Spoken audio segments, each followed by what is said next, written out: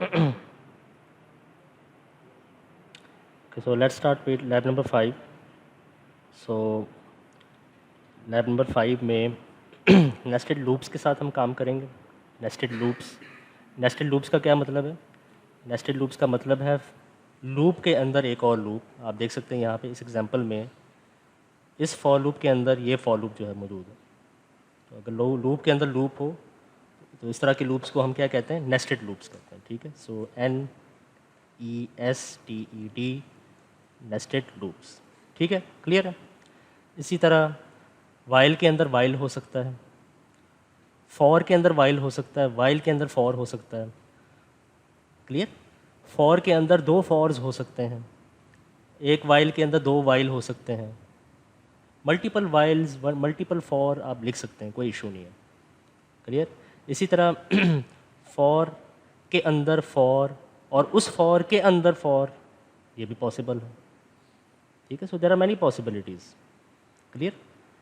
लेकिन बार इस कोर्स में शायद हम इतनी कॉम्प्लेक्सिटी में ना जाएं कि फ़ॉर के अंदर फ़ॉर, फिर उसके अंदर एक और फ़ॉर, इस तरह कॉम्प्लेक्स प्रोग्राम्स जो है वो आपको लिखने को नहीं मिलेगा। लेकिन ये पॉसिबल है, आपको पता होना चाहिए। ठीक है। इसका आउटपुट जो है हम डिटरमिन नहीं करेंगे। आप लोग खुद घर जाके इसको चला के इसका आउटपुट जो है वो डिटरमिन करने की कोशिश करें। ठीक है, कोई मसला हो आप मुझसे रब्ता कर सकते हैं। ठीक है, लेकिन कहाँ रब्ता किया है?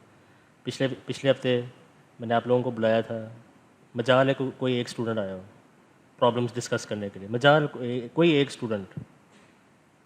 इसी तरह इस हफ्ते मैंने आपको टाइम दिया, कोई भी नहीं आता। इस हफ्ते मतलब हर वीक ट्यूसडे वेडनेसडे थर्सडे मैं फ्री होता हूँ 12 बजे के बाद। मतलब हर हफ्ते बताने की ज़रूरत नहीं है कि मैं ट्यूसडे वेडनेसडे थर्सडे को फ्री होता हूँ। सब कौन लैब में? हाँ जी, 12 बजे के बाद। ठीक है, लेकिन अगेन आप लोगों की कोशिश क्या होती है, जैसे कोई फ्री टाइम मिले बस में बैठ के, वैन में बैठ के या बाइक पे बैठ के घर जाना है। बस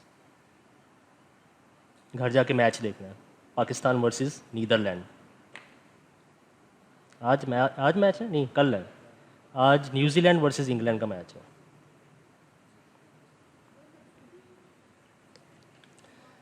ओके जी, चलें। तो ब्रेक कंटिन्यू के बारे में आपने पढ़ा हुआ है पहले से ही। फॉर लूप पहली दफ़ा चलेगा तो क्या होगा? 1 जाएगा एक्स के अंदर, 1 आउटपुट के ऊपर प्रिंट हो जाएगा, 2 आउटपुट के ऊपर प्रिंट हो जाएगा। फिर जब ब्रेक वाली इंस्ट्रक्शन चलेगी तो क्या होगा? फॉर लूप जो है वो स्टॉप हो जाएगा। फॉर लूप स्टॉप हो जाएगा, कंप्यूटर फॉर लूप से बाहर आ जाएगा और फॉर लूप के नीचे जो कुछ भी आपने लिखी, जो इंस्ट्रक्शंस आपने लिखी होगी वो एग्जीक्यूट होगी।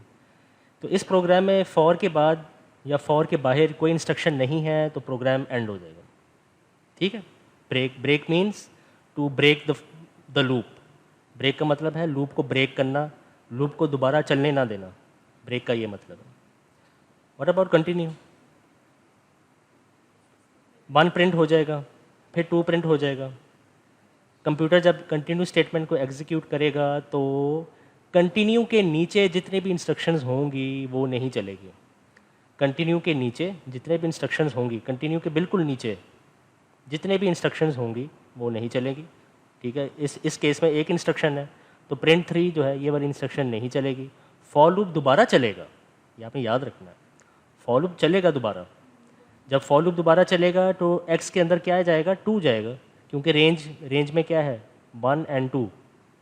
फॉर लूप दोबारा चलेगा, 1 और 2 जो है वो दोबारा आउटपुट के ऊपर प्रिंट होगा, दोबारा कंटिन्यू स्टेटमेंट जो है वो एग्जीक्यूट होगी। लेकिन 3 प्रिंट 3 वाली स्टेटमेंट जो है, प्रिंट 3 वाली जो इंस्ट्रक्शन है वो नहीं चलेगी क्योंकि कंटिन्यू लिखा हुआ है।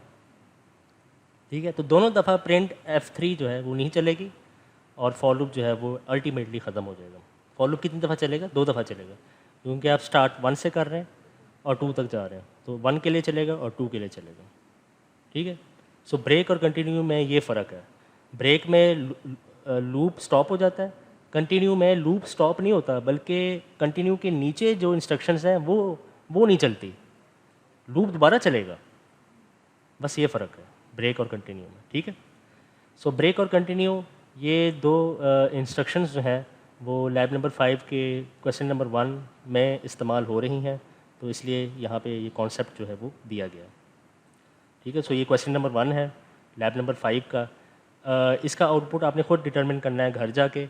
इसमें कुछ मोटे मोटे कॉन्सेप्ट्स जो है वो मैं आपको दूंगा। तो concept number 1, what is the meaning of z equal to 6। तो जब ये प्रोग्राम चलेगा पहले ये वाली लाइन चलेगी, ये सारी इंस्ट्रक्शंस नहीं चलेगी क्योंकि ये फंक्शन ct1 के अंदर है, ये नहीं चलेगी।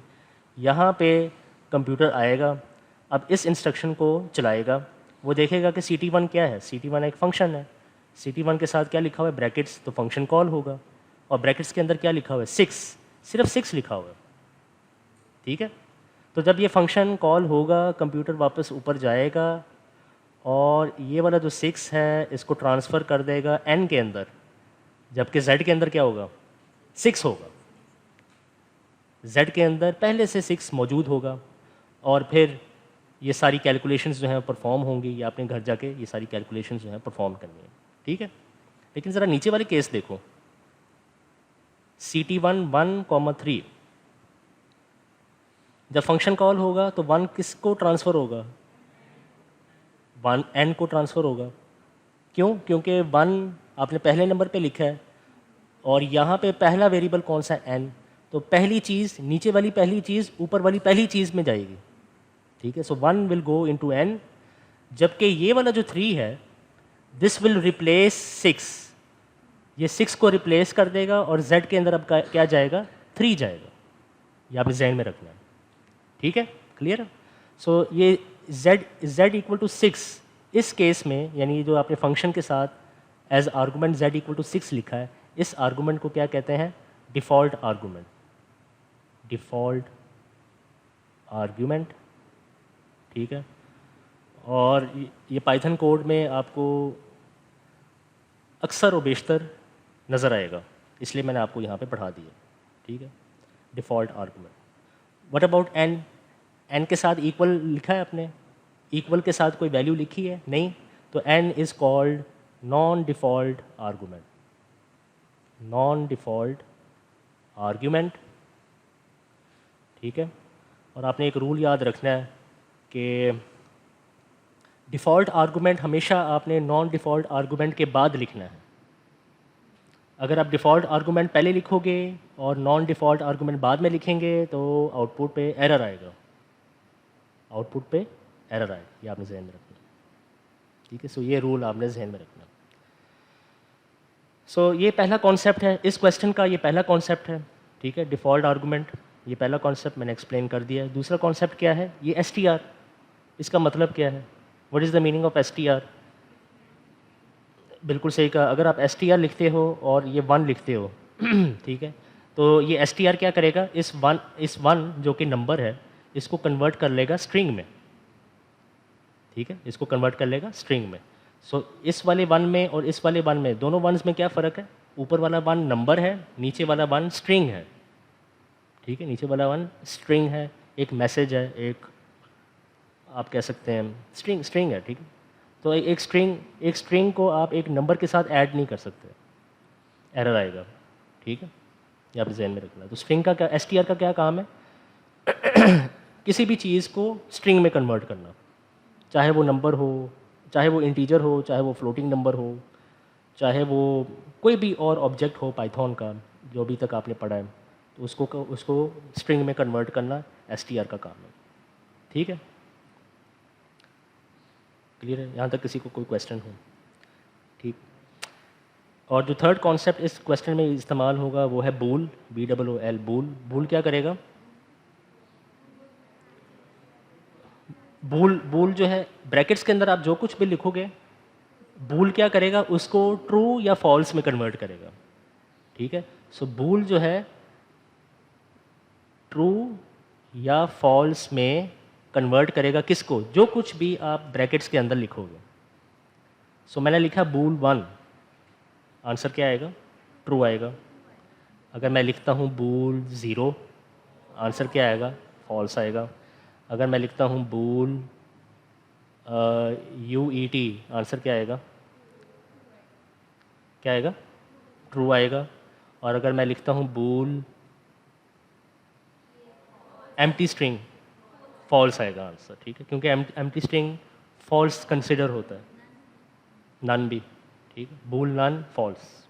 सो बूल का काम है किसी भी ऑब्जेक्ट को ट्रू या फॉल्स में कन्वर्ट करना, ये आपने जहन में रखना, ठीक है। तो ये 3 कॉन्सेप्ट्स इस्तेमाल होंगे इस वाले क्वेश्चन में। बराए मेहरबानी घर जाके ज़रूर इस क्वेश्चन को खुद से कीजिएगा, ठीक है। कल आपको पता है आपके क्या हालात थे लैब एग्ज़ाम में, क्लियर है। आप लोगों से वो इन्वायरमेंटल डायग्राम नहीं बनी, पेज के ऊपर नहीं बनी, क्यों? प्रैक्टिस नहीं की आप लोगों ने, आप सीरियस नहीं है। Mechanics and wave motion, thermodynamics, calculus, in subjects को ज़्यादा टाइम दे रहे हो और आईटीसी को कम टाइम दे रहे हो, आप लाइट ले रहे हो सब्जेक्ट को, ठीक है। समझ आ गई बात। जिस स्टूडेंट से भी पूछूं आप क्या कर रहे हो, मैं तो मैकेनिक्स पढ़ रहा हूँ, मैं तो थर्मोडायनामिक्स पढ़ रहा हूँ, मैं तो कैलकुलस पढ़ रहा हूँ, लेकिन कभी किसी के मुंह से ये नहीं सुना कि मैं आईटीसी पढ़ रहा हूँ, मैं लैब का काम कर रहा हूँ, कभी किसी के मुंह से नहीं सुना, ठीक है, क्लियर है। जो कल हुआ अब वो माजी का हिस्सा बन चुका है। अब उस बुरी परफॉर्मेंस को, अगर आपका क्विज़ बुरा हुआ है या आपका लैब एग्ज़ाम जो है बुरा हुआ है, अब उस चीज़ को बोझ बना के आगे ना चलो, फॉरगेट अबाउट इट, अब आगे चलो, नेक्स्ट एग्ज़ाम पे फोकस करो, नेक्स्ट आने वाले क्विज़ पे फोकस करो, ठीक है। अब नेक्स्ट आने वाली चीज़ क्या है आपकी मिड टर्म एग्ज़ाम, उसकी डेट शीट भी आ चुकी है, अब उस पर फोकस करो आप, ठीक है। Forget about the past. आप दिल में ये ना सोचो वो मेरा तो क्विज़ अच्छा नहीं हुआ तो बस आज के बाद आईटीसी की बुक रद्दी वाले को दे देंगे, लैपटॉप जो है छोटे भाई के पास चला जाएगा, आईटीसी की जो ये जो अपना जो आपने एडमिशन जो लिया है यूईटी में, एडमिशन लेटर जो है वो आप फाड़ के कूड़े में फेंक रहे हैं, इस तरह के ख्यालात जो हैं वो आ जाते हैं दिल में। Forget about the past, move on, ठीक है। 0 नंबर, 10 में से 5, 10 में से 3, अब ये नॉर्मल आते रहेंगे इलेक्ट्रिकल डिपार्टमेंट में। लेकिन अगेन अगर आप लोगों ने मेरा सेमिनार अटेंड किया हो, वो वेडनेसडे वाला जो वहाँ पे मैंने दिया था, उसमें मैंने बताया था कि सेमेस्टर सिस्टम में रिलेटिव ग्रेडिंग है, रिलेटिव ग्रेडिंग है। सो रिलेटिव ग्रेडिंग में आपकी बचत हो जाएगी। अगर आपके 0 नंबर भी आ रहे हैं या 1 नंबर आ रहा है, दो नंबर आ रहे हैं 100 में से, रिलेटिव ग्रेडिंग की वजह से आप पास हो सकते हैं, ठीक है। रिलेटिव ग्रेडिंग की वजह से पास हो सकता है। लेकिन अगर आपका टीचर ये डिसाइड कर लेता है कि मैंने एब्सोल्यूट ग्रेडिंग करनी है, फिर शायद मुश्किलों से पास होंगे। लेकिन most of the teachers university के अंदर रिलेटिव ग्रेडिंग करते हैं, ठीक है। So let's move on.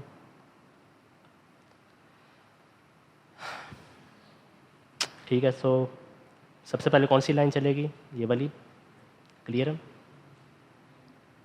Python tutor के अंदर किस तरह की डायग्राम बनेगी? Environment diagram, Python tutor environmental diagram, एक निक नेम बनेगा एफ़ के नाम से और वो अटैच हो जाएगा ओरिजिनल नेम एफ के साथ, ठीक है। उसके बाद ये सारी इंस्ट्रक्शंस नहीं चलेंगी। ये मेरे ख्याल में ये मैं 6th या 7th टाइम ये इन्वायरमेंटल डायग्राम जो है एक्सप्लेन कर रहा हूँ और फंक्शन को एक्सप्लेन कर रहा हूँ। मैं चाहूँ तो मैं यहाँ पे खड़े होकर ये भी कह सकता हूँ ये आपने खुद करना है, ये मैं ऑलरेडी करवा चुका हूँ आपको लैब नंबर 2 में और 3 में, लेकिन मैं दोबारा करवा रहा हूँ आपको, क्योंकि नेक्स्ट जो लैब आप करेंगे, नेक्स्ट वीक जो आप लैब करेंगे, इसमें ये जो चीज़ें ना फंक्शन और ये लोकल फ्रेम, ग्लोबल फ्रेम, ये बहुत ज़्यादा इस्तेमाल होंगे, बहुत ज़्यादा इंटेंसिवली यूज़ होंगे, इसलिए बार बार मैं ये करवा रहा हूँ आपको, ठीक है। सो नेक्स्ट इंस्ट्रक्शन कौन सी चलेगी? ये वाली। कंप्यूटर देख प्रिंट चलाने से पहले कंप्यूटर जो है वो ब्रैकेट्स के अंदर वाली चीज़ को चलाएगा, ये पता है ना आपको, मॉडमस आपने पढ़ा है मैथ में, पहले ब्रैकेट्स के अंदर वाली चीज़ इवेलुएट होती है, कैलकुलेट होती है और फिर ब्रैकेट्स से बाहर वाली चीज़ें इवेलुएट होती है। तो चूँकि यहाँ पे स्मॉल ब्रैकेट्स है तो ब्रैकेट्स के अंदर वाली चीज़ इवेलुएट होगी, उसका मतलब जो है वो जाना जाएगा। कंप्यूटर देखेगा एफ़ का मतलब क्या है, what is the meaning of F, तो कंप्यूटर यहाँ पे आएगा और देखेगा कि एफ़ का जो मतलब है वो है फंक्शन, फंक्शन एफ़। तो अब ये फंक्शन जो है और उस फंक्शन के साथ ये स्मॉल ब्रैकेट्स लिखे हुए हैं, तो इसका मतलब आप कंप्यूटर को क्या बता रहे हो कि उस फंक्शन को कॉल करो, उस फंक्शन को कॉल करो। तो ये फंक्शन कॉल हो जाएगा। जब फंक्शन कॉल होता है तो लोकल फ्रेम बनता है, लोकल फ्रेम, ठीक है। और लोकल फ्रेम बनने के बाद कंप्यूटर जो है उस फंक्शन में एंटर हो जाता है और एंटर होने से पहले x की वैल्यू क्या होगी? 4, ठीक है, 4 ट्रांसफ़र हो जाएगा x के पास। फिर उसके बाद ये वाली इंस्ट्रक्शन रन होगी। जब ये वाली इंस्ट्रक्शन रन होगी, कंप्यूटर देखेगा कि ये x, ये वाला x जो है, ये जो वेरिएबल है, इसका क्या मतलब है। तो अभी कंप्यूटर किस फ्रेम के अंदर है, लोकल फ्रेम के अंदर है ना। तो कंप्यूटर लोकल फ्रेम में देखेगा कि x का क्या मतलब है। यहाँ पे x का मतलब है 4, तो आउटपुट के ऊपर क्या प्रिंट हो जाएगा, आउटपुट के ऊपर 4 प्रिंट हो जाएगा। ठीक है, और उसके बाद कंप्यूटर नेक्स्ट लाइन में जाएगा, कोड में भी नेक्स्ट लाइन पे जाएगा और आउटपुट में भी नेक्स्ट लाइन पे जाएगा। ठीक है, आउटपुट विंडो पे भी नेक्स्ट लाइन में जाएगा और कोड में भी नेक्स्ट लाइन में जाएगा। अब यहाँ पे क्या लिखा है, y इज इक्वल टू 5। अच्छा, मैं एक चीज़ भूल गया हूँ, यहाँ पे आएगा x 4। ठीक है, अंडरस्टूड है कि यहाँ पे x और वो 4 आ जाएगा। ठीक है, अच्छा नेक्स्ट लाइन क्या है, y is equal to 5। Local frame में y के नाम से एक वेरिएबल क्रिएट होगा और उसके अंदर 5 स्टोर होगा। नेक्स्ट इंस्ट्रक्शन कौन सी है, प्रिंट y। ठीक है, y को प्रिंट करने से पहले y का मतलब जाना जाएगा। So what is the meaning of y, कहाँ जाना जाएगा, लोकल फ्रेम के अंदर, क्योंकि कंप्यूटर लोकल फ्रेम के अंदर है। ठीक है, सो लोकल फ्रेम के अंदर y का क्या मतलब है, 5। सो यहाँ पे कंप्यूटर क्या करेगा, 5 सब्सटीट्यूट कर देगा और आउटपुट के ऊपर y:5 जो है प्रिंट कर देगा। ठीक है, क्लियर है। फिर उसके बाद कंप्यूटर नेक्स्ट इंस्ट्रक्शन में जाएगा और रिटर्न को चलाने से पहले कंप्यूटर देखेगा कि x का क्या मतलब है और y का क्या मतलब है। मतलब देखने के लिए लोकल फ्रेम में आएगा, लोकल फ्रेम में x का मतलब है 4, y का मतलब है 5, तो 4 यहाँ पे आएगा, 5 यहाँ पे आएगा। फिर बीच में वो देखेगा कि यहाँ पे तो प्लस लिखा हुआ है, यानी मैंने क्या करना है, मैंने दो नंबर्स को ऐड करना है। तो 4 + 5 इज इक्वल टू 9, यहाँ पे 9 आ जाएगा। Return value 9। अभी रिटर्न वाली स्टेटमेंट चली नहीं है, अभी सिर्फ 4 + 5 हुआ है, रिटर्न स्टेटमेंट चली नहीं है। ठीक है, ये जो इंस्ट्रक्शन है ये चली नहीं है। अब इसके चलने की बारी है। रिटर्न स्टेटमेंट कब चलेगी, जब इसके साथ वाला जो एक्सप्रेशन है ये कम्प्लीटली इवेलुएट होगा। जब होगा फिर रिटर्न स्टेटमेंट चलेगी, आप जहन में रखना।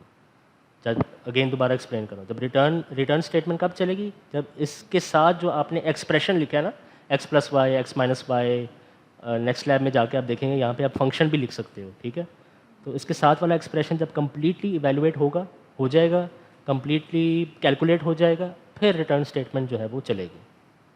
ठीक है, सो अब रिटर्न स्टेटमेंट चलेगी। ठीक है, अब रिटर्न स्टेटमेंट चलेगी, जब रिटर्न स्टेटमेंट चलेगी तो दो काम होंगे। नंबर 1, लोकल फ्रेम जो है ख़त्म हो जाएगा। नंबर 2, कंप्यूटर जो है वो इस फंक्शन से बाहर आ जाएगा और 9 को किसको रिटर्न करेगा, इस वाली चीज़ को जिसने फंक्शन को कॉल किया था पहली इन द फर्स्ट प्लेस, वो इस चीज़ को 9 रिटर्न बैक करेगा। तो आपने एज्यूम करना है कि यहाँ पे प्रिंट F4 नहीं लिखा बल्कि क्या लिखा हुआ है, प्रिंट 9 लिखा हुआ है। तो आप लोग खुद बताओ, प्रिंट 9 अगर लिखा हो और वो इंस्ट्रक्शन चल जाए तो आउटपुट के ऊपर क्या प्रिंट हो जाएगा, 9 प्रिंट हो जाएगा। तो आपने यहाँ पे लिखना है 9, यहाँ पे इसके नीचे 9 लिखना है। ठीक है, 9। क्लियर।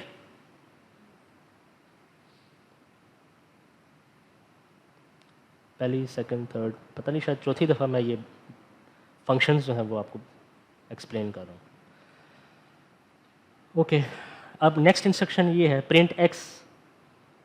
प्रिंट करने से पहले x का मतलब देखा जाएगा, what is the meaning of x, लेकिन किस फ्रेम के अंदर, ग्लोबल फ्रेम के अंदर। ठीक है, लोकल फ्रेम तो ख़त्म हो गया, ये मैंने क्रॉस लगा ली ना। यही इसी तरह का काम आपने कल करना था लैब एग्ज़ाम में। लोकल फ्रेम जब ख़त्म हो जाए उसके साथ अपने क्रॉस लगाना है, ये बताने के लिए कि वो ख़त्म हो गया। तो ग्लोबल फ्रेम के अंदर x का मतलब देखा जाएगा। अब बताओ, ग्लोबल फ्रेम के अंदर x है, ग्लोबल फ्रेम के अंदर x है ही नहीं, तो आउटपुट के ऊपर क्या आएगा, एरर आएगा। एरर, आउटपुट के ऊपर एरर है क्योंकि x तो है ही नहीं। ठीक है, x जिसके अंदर था, किसके अंदर था, लोकल फ्रेम, वो तो ख़त्म हो गया। ठीक है, सो इसलिए इस केस में x जो है वो प्रिंट नहीं होगा। लेकिन बहुत सारे स्टूडेंट्स जो हैं वो कंफ्यूज होते हैं कि सर वो देखें ऊपर तो x लिखा हुआ है, यहाँ पे तो x लिखा हुआ है, यहाँ पे भी x लिखा हुआ है, यहाँ पे भी x लिखा हुआ है, तो x की कोई ना कोई वैल्यू प्रिंट होगी। जवाब क्या है, नहीं प्रिंट होगी। ठीक है, अच्छा फ़र्ज़ करें कि एक्स प्रिंट हो गई है, फ़र्ज़ करें एक्स किसी ना किसी तरीके से ज़बरदस्ती आपने प्रिंट करवा लिया। यही काम आप करते हैं ना लैब एग्ज़ाम में कोई चीज़ ना हो रही हो ज़बरदस्ती आप उसके अंदर घुसा देते हो, फिर वो सारा आंसर जो है गलत हो जाता है। तो फ़र्ज़ करें कि प्रिंट एक्स जो है वो चल जाती है, फिर जब कंप्यूटर यहाँ पे आएगा और वाई को प्रिंट करने की कोशिश करेगा, पहले वो देखेगा कि वाई ग्लोबल फ्रेम के अंदर है या नहीं है। तो वाई भी ग्लोबल फ्रेम के अंदर नहीं है, वाई भी ग्लोबल फ्रेम के अंदर नहीं है, तो इस केस में भी एरर आएगा, इस केस में भी एरर आएगा। या एक और काम कर सकते हो आप, प्रिंट एक्स वाला स्टेटमेंट जो है, ये जो स्टेटमेंट है इसको ख़त्म कर दो, डिलीट कर दो, सिर्फ प्रिंट वाई रहने दो, फिर भी एरर आएगा क्योंकि वाई ग्लोबल फ्रेम के अंदर नहीं है। ठीक है, क्लियर है?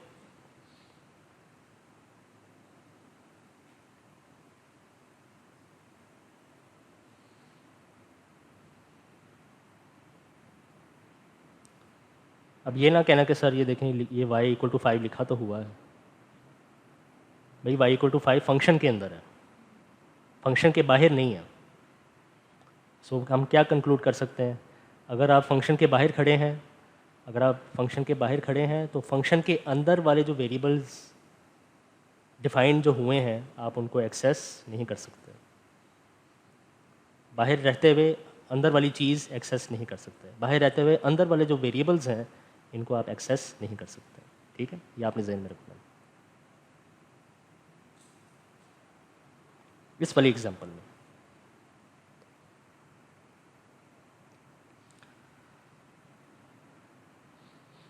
सो ये जो मैं टॉपिक पढ़ा रहा हूँ इसको कहते हैं function scope. Function scope, scope का मतलब ये है कि क्या फंक्शन के अंदर जो वेरिएबल्स है उसका स्कोप फंक्शन के बाहर है या नहीं है, यानी क्या फंक्शन के अंदर जो वेरिएबल्स हैं वो उसको एक्सेस किया जा सकता है बाहर। The answer is no. उसकी स्कोप कहाँ तक है, उसकी पहुँच कहाँ तक है, इस वाई की पहुँच कहाँ तक है, बस फंक्शन के अंदर तक है, फंक्शन के बाहर नहीं है। स्कोप का ये मतलब फंक्शंस को, और ये आई थिंक आप थ्योरी में पढ़ोगे, नेक्स्ट वीक शायद आप पढ़ोगे। ठीक है, क्लियर है? तो यहाँ तक किसी को कोई क्वेश्चन हो आप पूछ सकते हैं।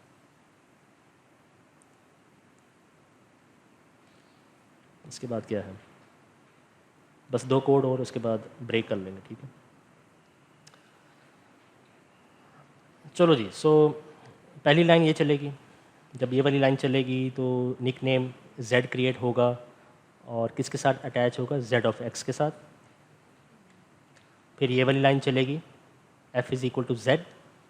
ठीक है, f is equal to z का क्या मतलब है कि एक निक नेम f क्रिएट होगा, ठीक है, और z ऑफ x के साथ अटैच होगा, क्योंकि यहाँ पे कंप्यूटर आएगा और देखेगा कि z का मतलब क्या है, z is the nick name of z of x।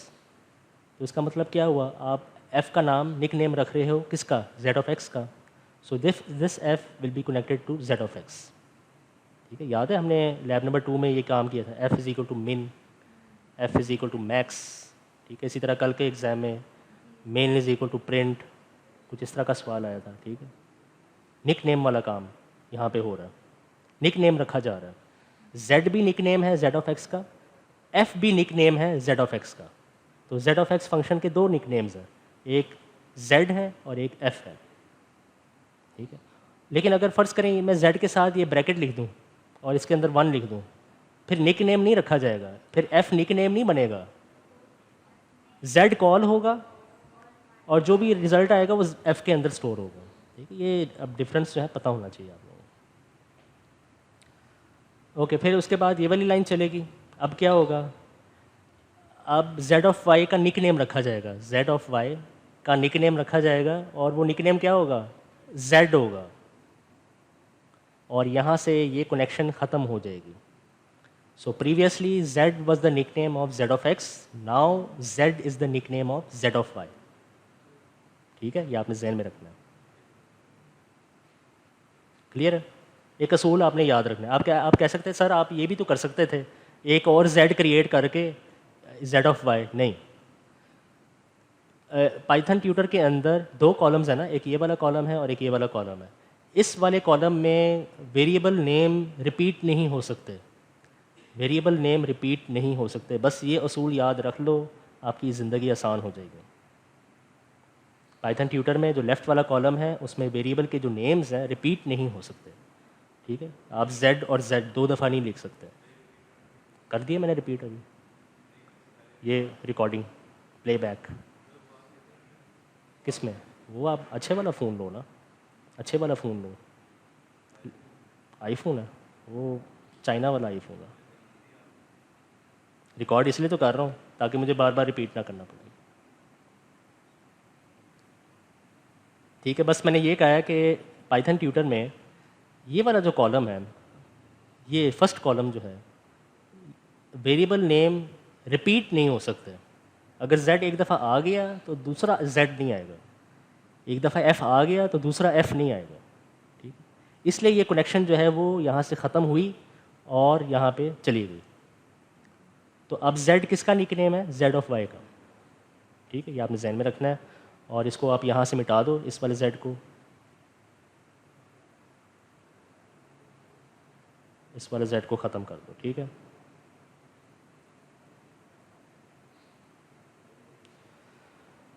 ठीक है, समझ आ रही है आपको इस बात की? यहाँ तक किसी को कोई मसला हो, कोई क्वेश्चन हो? नेक्स्ट काम, ये वाली लाइन चलेगी, इक्वल का साइन बीच में आ गया, इक्वल के राइट हैंड साइड वाली चीज़ पहले चलेगी, ये वाली। लेकिन इसको चलाने से पहले कंप्यूटर देखेगा कि f का मतलब क्या है, what is the meaning of f। तो कंप्यूटर किस फ्रेम के अंदर है, ग्लोबल फ्रेम के अंदर है। सो ग्लोबल फ्रेम के अंदर what is the meaning of f, f is the nick name of function z, ठीक है। f is the nick name of function z, यानी अब फंक्शन z चलेगा, अब फंक्शन z चलेगा, ठीक है। कौन सा वाला z चलेगा, यहाँ पे तो दो z हैं, एक ये और एक ये, कौन सा z चलेगा, z ऑफ x चलेगा, ठीक है। सवाल समझ में आ रही है मेरी? मैं ये पूछ रहा हूँ कि जब ये फंक्शन कॉल होगा f निक नेम है z का, तो यहाँ पे तो दो z हैं, एक ये z है और एक ये z है, कौन सा वाला z चलेगा, z ऑफ x चलेगा, क्योंकि ये देखो ना f किसके साथ कनेक्टेड है, z ऑफ x के साथ कनेक्टेड है।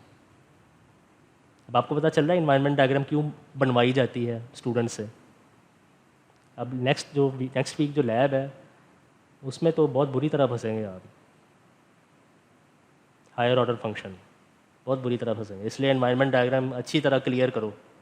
इस वीक घर जाके कमरे में जाके कुंडी लगा के पर्दे वगैरह आगे करके फ़ोन स्विच ऑफ करके अच्छी तरह इन्वायरमेंट डायग्राम समझनी है आपने। मुझे आवाज़ नहीं आ रही है, अच्छी बात है आवाज़ नहीं आ रही, वरना reaction, every reaction has opposite, every action has opposite reaction। शुक्र करो आवाज़ नहीं आ रही, मैं उतारना भी नहीं चाह रहा उसको।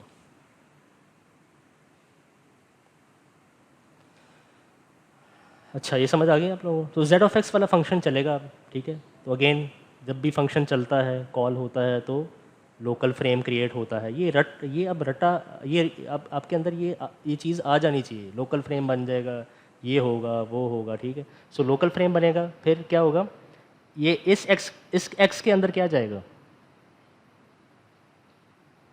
10। सो यहाँ पे आपने लिखना है x 10, कंप्यूटर फंक्शन की बॉडी में आ जाएगा, इस वाली इंस्ट्रक्शन को चलाएगा, लेकिन रिटर्न अभी नहीं चलेगी। रिटर्न से पहले कंप्यूटर इसको चलाएगा, इसको इवैल्यूएट करेगा, इसको कैलकुलेट करेगा, ठीक है। अब इवैल्यूएट या कैलकुलेट करने से पहले कंप्यूटर देखेगा कि what is the meaning of z, what is the meaning of x। पहले मीनिंग जो है वो जानी जाएगी, व्हाट इज़ द मीनिंग, ठीक है। सो सबसे पहले z की मीनिंग जो है वो देखी जाएगी। कहाँ देखी जाएगी, लोकल फ्रेम के अंदर, ठीक है। तो अब मुझे ये बताओ कि लोकल फ्रेम के अंदर कहीं z है, लोकल फ्रेम के अंदर z नहीं है। अगर लोकल फ्रेम में वो मतलूबा चीज़ मौजूद ना हो तो फिर कंप्यूटर ग्लोबल फ्रेम में जाता है, ये आपने ज़हन में रखना है, ठीक है। आज की लैब में बस आप आसानी के लिए ये अपने नोट्स में लिख लो कि अगर लोकल फ्रेम में कोई चीज़ ना मिले तो कंप्यूटर ग्लोबल फ्रेम में जाके उस चीज़ को ढूंढने की कोशिश करेगा। इसी बात को नेक्स्ट वीक लैब में मैं मज़ीद कंप्लीट करने की कोशिश करूँगा, ठीक है। इसके पीछे असल में ये कॉन्सेप्ट नहीं है, इसके पीछे कुछ और कॉन्सेप्ट है, पेरेंट चाइल्ड फ्रेम, लेकिन वो नेक्स्ट वीक बताऊँगा आपको, ठीक है, नेक्स्ट वीक। तो आज की लैब की हद तक सिर्फ ये याद रखो, अगर लोकल फ्रेम में वो चीज़ नहीं है तो ग्लोबल फ्रेम में जाके उसका मतलब जो है वो देखा जाएगा। सो ग्लोबल फ्रेम में z का क्या मतलब है? z का मतलब है z ऑफ y, ठीक है। तो आप यहाँ पे लिख दें z ऑफ y। और x का क्या मतलब है लोकल फ्रेम के अंदर? क्या x का मतलब लोकल फ्रेम में है? क्या x का मतलब लोकल फ्रेम में जाना जा सकता है? यस, x है यहाँ पे विच इज़ 10। सो 10 यहाँ पे आ जाएगा, 10 यहाँ पे आएगा आ जाएगा, तो 10 + 10 क्या हुआ? 20 हो गया, ठीक है। तो आपने इमेजिन करना है कि यहाँ पे z x + x नहीं बल्कि क्या लिखा हुआ है? z 20 लिखा हुआ, ठीक है। और z का क्या मतलब है? z of y। z का मतलब है z ऑफ y। और आपने इस वाले z का मतलब है z ऑफ y, और इस z के साथ आपने ये दो ब्रैकेट्स लिखे हुए हैं, इसका मतलब z ऑफ y वाला फंक्शन कॉल होगा, z ऑफ y वाला फंक्शन कॉल होगा। और जब भी फंक्शन कॉल होता है तो लोकल फ्रेम बनता है, तो इसी के नीचे एक और लोकल फ्रेम बनेगा। ये लोकल फ्रेम किसका है? ये लोकल फ्रेम है z ऑफ x का। ये लोकल फ्रेम किसका है? ये z ऑफ y का लोकल फ्रेम है, लोकल फ्रेम बनेगा, ठीक है। इस y के अंदर क्या आएगा? 20 आएगा, तो यहाँ पे लिख लो y 20, ठीक है। कंप्यूटर इसकी बॉडी के अंदर एंटर हो जाएगा, रिटर्न स्टेटमेंट को चलाने की कोशिश करेगा, लेकिन चलाने से पहले वो देखेगा कि y और ये वाला y दोनों का मतलब क्या है। लेकिन किस फ्रेम के अंदर? जिस फ्रेम में कंप्यूटर अभी मौजूद है। कंप्यूटर किस फ्रेम के अंदर मौजूद है? इस वाले फ्रेम में। तो क्या इस वाले फ्रेम में y मौजूद है। उसकी वैल्यू क्या है? 20। सो यह कंप्यूटर यहाँ पे आएगा, इसकी वैल्यू 20, इसकी वैल्यू 20, दोनों को ऐड करेगा, रिटर्न वैल्यू क्या आ जाएगी? रिटर्न वैल्यू विल बी 40, ठीक है। नाउ रिटर्न स्टेटमेंट एग्जीक्यूट होगी।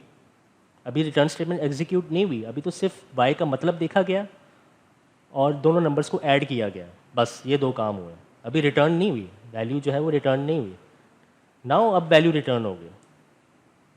तो जब वैल्यू रिटर्न होती है तो लोकल फ्रेम ख़त्म हो जाता है, तो ये वाला जो लोकल फ्रेम है ये ख़त्म हो जाएगा। कंप्यूटर इस फंक्शन से बाहर आ जाएगा और कहाँ जाएगा? उसके पास जाएगा जिसने फंक्शन को कॉल किया। तो कंप्यूटर जो है वो या वापस यहाँ पे आएगा और उस चीज़ को 40 दे देगा। यानी अब Z20 की जगह पे आपने इमेजिन करना है क्या लिखा हुआ है? 40 लिखा हुआ है,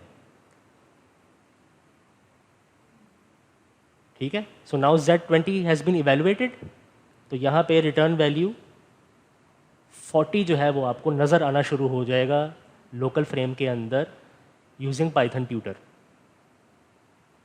ठीक है। समझ आ गई बात की? तो now ZX + X has been evaluated completely. और अब रिटर्न स्टेटमेंट कौन सी? ये वाली। अब ये वाली रिटर्न स्टेटमेंट जो है वो चलेगी। तो जब ये वाली रिटर्न स्टेटमेंट चलेगी तो क्या होगा? ये वाला लोकल फ्रेम ख़त्म हो जाएगा, कंप्यूटर इस फंक्शन से बाहर आ जाएगा।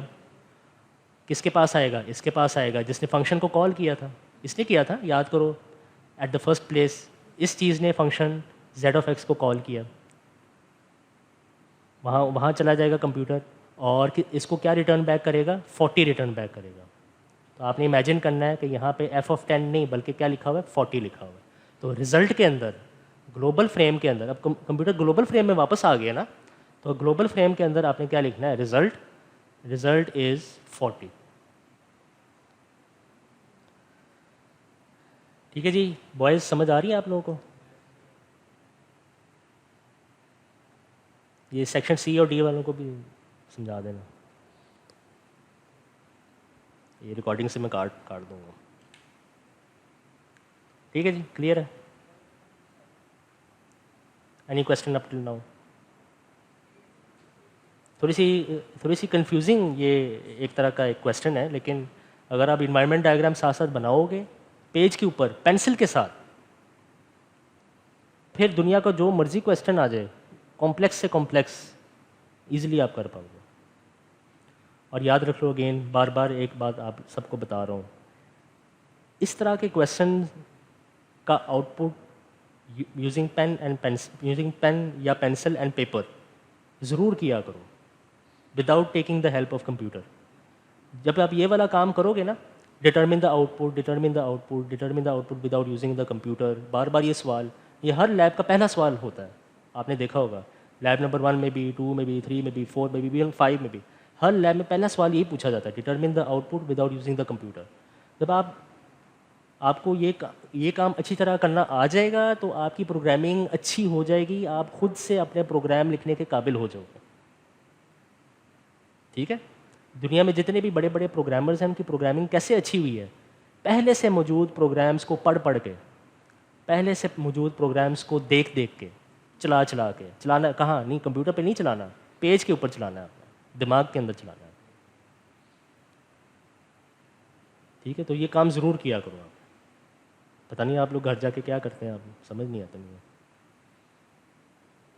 दूध, दही, आलू, प्याज, टमाटर ये लेने जाते हों, बाइक पे वन व्हीलिंग करते हैं, गाड़ी लेके स्लाइड मारते हैं सड़क के ऊपर। और गर्ल्स, आप लोग क्या करते हैं? बर्तन धोते हैं, सफाइयाँ करते हैं, कपड़े धोते हैं, या मेकअप करते होंगे शीशे के आईने के आगे खड़े होकर। पढ़ा करो भाई, पढ़ा करो, स्टडी किया करो बैलेंस के साथ। ठीक है, ये नहीं कि आप 24 आवर 7 डेज़ अ वीक आप पढ़ते चले जा रहे हैं, बैलेंस के साथ पढ़ो। और क्वेश्चंस पूछा करो, आप लोग क्वेश्चंस पूछते ही नहीं हैं। कोई बंदा, कोई स्टूडेंट क्वेश्चन नहीं पूछता, स्पेशली ये दाइम जो है CR, ये भी क्वेश्चन नहीं पूछता। क्यों भाई दाइम, CR?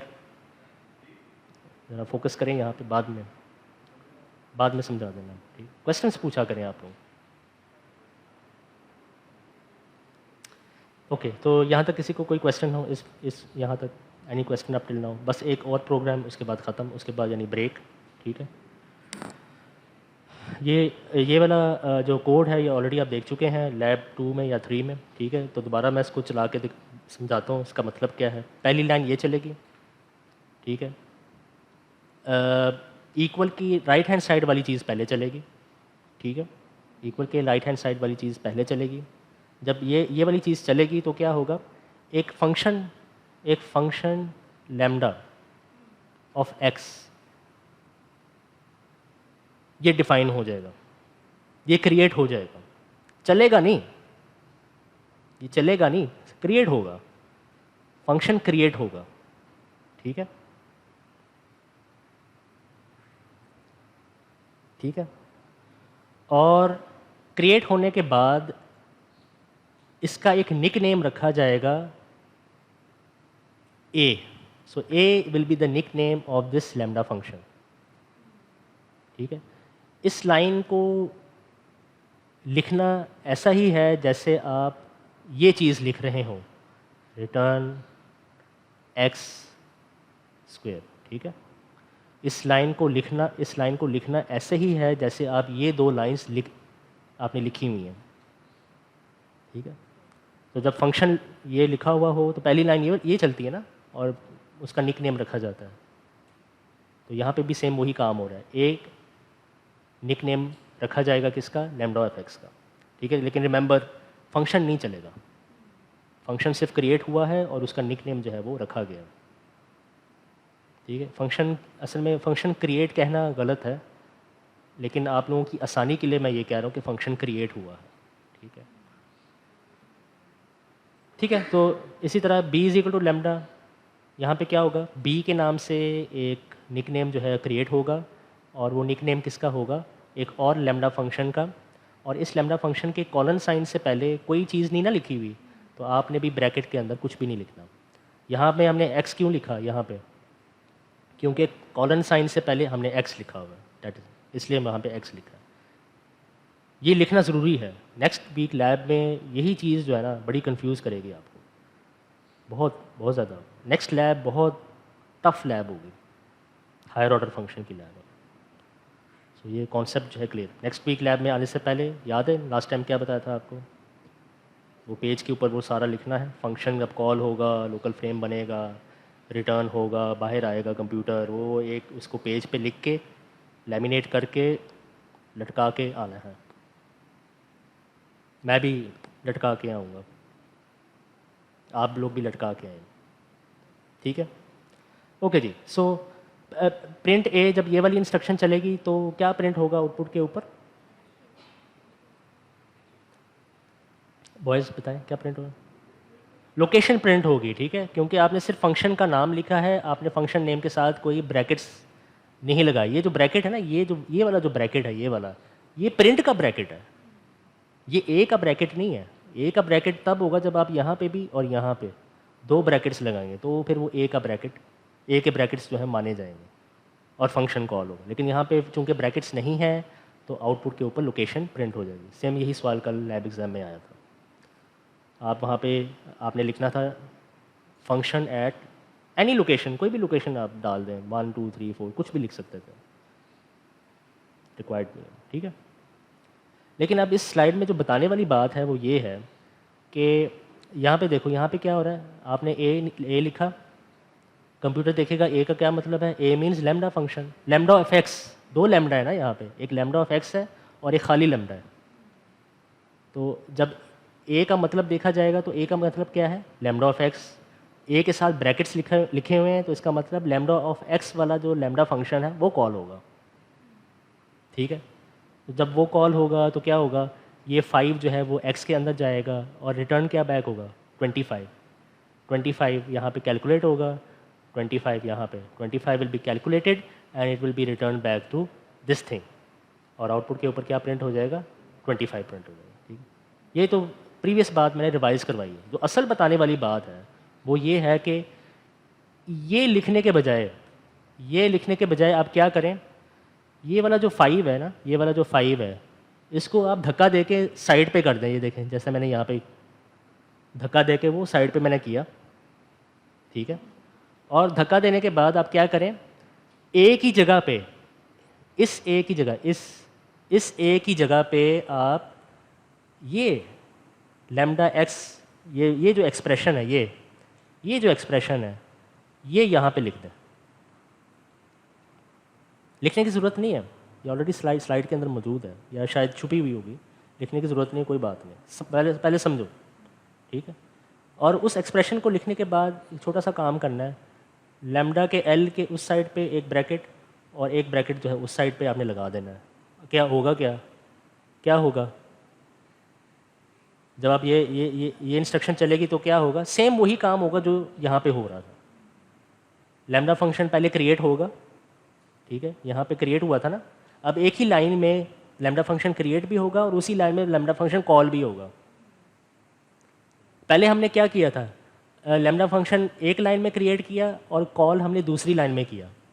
लेकिन यहाँ पे क्या हो रहा है, यहाँ पे लैम्डा फंक्शन उसी लाइन में क्रिएट भी हो रहा है, उसी लाइन में कॉल भी हो रहा है। कैसे कॉल हो रहा है ये देखें, यहाँ आपने दो ब्रैकेट्स लगा के 5 लिख दिया, ठीक है। तो लैम्डा फंक्शन उसी एक लाइन में कॉल भी होगा, उसी एक लाइन में क्रिएट भी होगा और उसी एक लाइन में कॉल भी होगा। So what will be the result, the result will be कि इस पूरे एक्सप्रेशन की जगह पे 25 आ जाएगा और आउटपुट के ऊपर क्या प्रिंट हो जाएगा, 25 प्रिंट, ठीक है। क्लियर है। ये बात मैंने इसलिए बताई है क्योंकि नेक्स्ट वीक की लैब में आपको जगह जगह ये चीज़ जो है, ये चीज़ नज़र आएगी, जगह जगह कोड के अंदर आपको ये चीज़ नज़र आ जाएगी और आप कंफ्यूज हो सकते हैं, आप फंस भी सकते हैं। इसलिए मैंने इस वीक, एक वीक पहले ये सारी बात जो है मैं आपको बता रहा हूँ, ठीक है। तो आपकी मर्ज़ी है, अगर आप चाहें तो ये दो लाइंस लिख लो, ये line number 50 and line number 53। आप ये वाला मेथड यूज़ करके ए को लैम्डा फंक्शन को कॉल कर लो, या एक ही लाइन में आप लैम्डा फंक्शन को क्रिएट कर लो और कॉल कर लो, ये आपकी मर्ज़ी है, कोई इशू नहीं है। दो मेथड्स, ठीक है।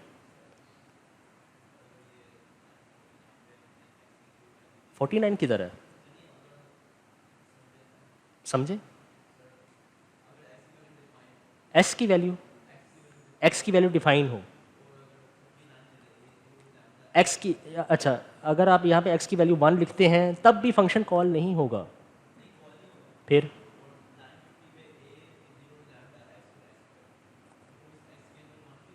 नहीं जाएगी ना, तब क्यों नहीं जाएगी, क्योंकि आपने फंक्शन कॉल नहीं किया। यहाँ पे अगर आप लिखोगे, यहाँ पे ए एक्स लिखोगे, फिर ये वाला जो 1 है वो उस एक्स के अंदर जाएगा, ठीक है। अब ये इनका सवाल ये है कि अगर मैं इस लाइन से पहले x इज इक्वल टू 1 लिखता हूँ तो क्या ये वाला 1 लाइन नंबर 50 में ही x के अंदर जाएगा? क्या ये वाला 1 लाइन नंबर 50 के में ही x के अंदर जाएगा? नहीं जाएगा, क्योंकि आपने फंक्शन को कॉल नहीं किया, ठीक है। फंक्शन क्रिएट हुआ है लेकिन कॉल नहीं हुआ। जब कॉल होगा तो x की वैल्यू x के अंदर जाएगी, ठीक है। आप समझ आ गई? देखिए ये मैथ नहीं है कि आपने ऊपर x इज इक्वल टू 1 लिख दिया, नीचे उसकी इक्वेशन लिखी हुई है तो इसका मतलब ये कि वो वाला x जो है वो इसके अंदर आ जाएगा। ये मैथ की तरह नहीं है, मैथ से मिलता जुलता है लेकिन नॉट एग्जैक्टली 100% वो मैथमेटिकल जो रूल्स हैं वो फॉलो नहीं हो रहे यहाँ पर, ठीक है। Clear? So any question until now, up till now? So अभी ब्रेक आप कर सकते हैं, 10 मिनट की ब्रेक कर लें बेशक, ठीक है। और जब आप ब्रेक से वापस आएंगे, ट्राइएंगल प्रिंट करने के लिए कोड जो है, ट्राइएंगल प्रिंट करने के लिए code right from the scratch हम सब मिलके करेंगे, राइट फ्रॉम द स्क्रैच, बिल्कुल शुरू से शुरू।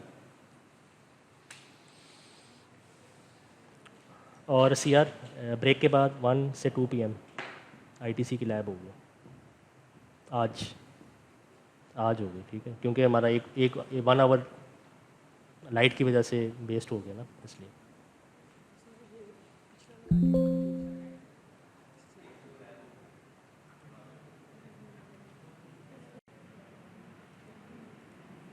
चलिए, सो अब टास्क ये है कि हमने ये ट्राइएंगल जो है ये प्रिंट करना है, 3 रो वाली ट्राइएंगल हमने प्रिंट करना है यूजिंग पाइथन, ठीक है। So let's start. पहला स्टेप क्या है किसी भी प्रॉब्लम को सॉल्व करने का यूजिंग थ्रू कोडिंग? पहला स्टेप क्या है? थिंक। सो पहला स्टेप है थिंक करना, ठीक है। अभी आप लोग टाइम नोट डाउन करें, टाइम हुआ है 10:50, 10:50, ठीक है। थिंक में पहला स्टेप क्या है? विजुअलाइजेशन। विजुअलाइजेशन अभी नोट कुछ नहीं करना आपने, ठीक है, अभी बस समझना है आपको। ये सारा लेक्चर रिकॉर्डेड है, आप स्लाइड्स वगैरह सब कुछ मिल जाएंगे। विजुलाइज करना है अपने प्रॉब्लम को, तो ट्रायंगल की जो डायग्राम है वो ऑलरेडी गिवन है और इसी को विजुलाइज करने की कोशिश करेंगे, ठीक है, क्लियर है। और विजुलाइज करने के दौरान ही हम कोड भी थोड़ा थोड़ा स्टार्ट कर देंगे, ठीक है। तो मैंने आपको अप्रोच बता दिया, अब हम इस अप्रोच को फॉलो करेंगे। ओके, सो आप देख सकते हैं कि इस ट्रायंगल में 3 रोज़ हैं, row number 1, row number 2 and row number 3, ठीक है। इस प्रॉब्लम को ब्रेक डाउन करो छोटे प्रॉब्लम में। आप 3 रो को ना देखो, आप सिर्फ एक सिंगल रो को देखो, ठीक है। आप सिर्फ सिंगल रो को देखो और काम स्टार्ट करो। अब सबसे पहले हम देखते हैं इस वाले रो को। इस वाले रो में देखो, इस वाले रो में क्या नज़र आ रहा है आपको? 2 स्पेसेस, ठीक है, एक ये स्पेस और एक ये स्पेस, 2 स्पेसेस और एक स्टैरिक। इसको क्या कहते हैं? स्टैरिक कहते हैं। स्टार कह लें या स्टैरिक कह लें, ठीक है। स्टैरिक यानी ये स्पेलिंग है, ठीक है, स्टैरिक। तो फर्स्ट रो में आपको 2 स्पेसेस और एक स्टैरिक जो है नज़र आ रहा है, ठीक है। अब फर्स्ट रो को भूल जाओ, सेकंड रो पे आओ। सेकंड रो पे आपको एक स्पेस और 2 स्टार्स नज़र आ रहे हैं, ठीक है।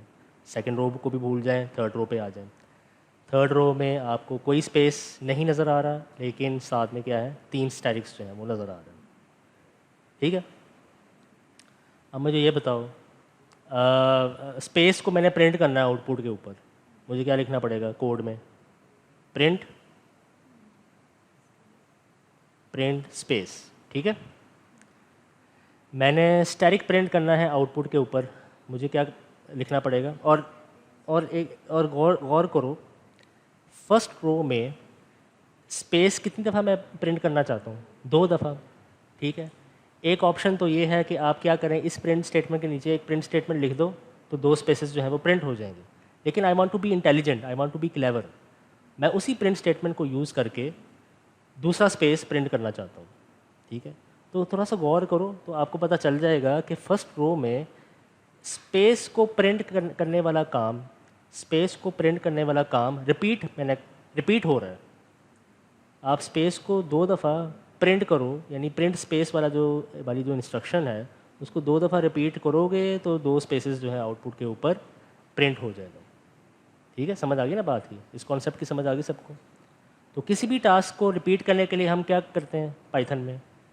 फॉर लूप यूज़ करते हैं या वाइल लूप यूज़ करते हैं।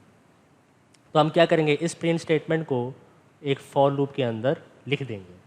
So for x in range,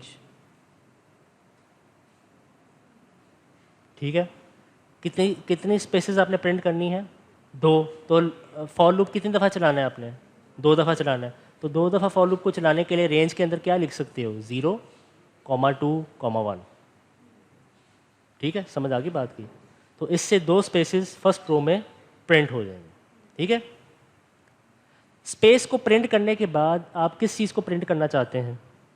आप स्टार को प्रिंट करना चाहते हैं, ठीक है। उसी लाइन में ना प्रिंट करना चाहते हैं। अब ये देखो, ये जो दूसरा स्पेस हमने प्रिंट किया है आप उसी लाइन में प्रिंट कर रहे हो ना, नेक्स्ट लाइन में जाके नहीं ना कर रहे। तो फिर यहाँ पे आपको क्या लिखना पड़ेगा?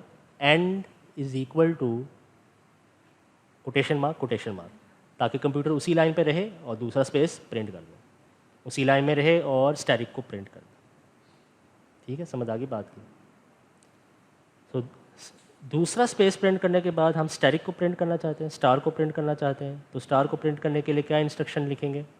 प्रिंट प्रिंट स्टार, ठीक है। नीचे लिखूंगा ना, ये जो प्रिंट स्टार है ऊपर तो नहीं ना लिखूंगा। स्पेस को प्रिंट करने के बाद मैं स्टार को प्रिंट करना चाहता हूँ, इसलिए कोड के अंदर भी मुझे प्रिंट स्टार वाली इंस्ट्रक्शन फॉर लूप के बाद लिखनी पड़ेगी, फॉर लूप के बाद लिखनी पड़ेगी, ठीक है। समझ आ रही ना बात की? आपका सवाल ये भी हो सकता है ना, सर आपने प्रिंट स्टार जो है ऊपर क्यों नहीं लिखा? ऊपर लिखूंगा तो स्टार पहले प्रिंट हो जाएगा, इसलिए मैंने बाद में लिखा, ठीक है। अभी यहाँ तक समझ आ गई ना सबको?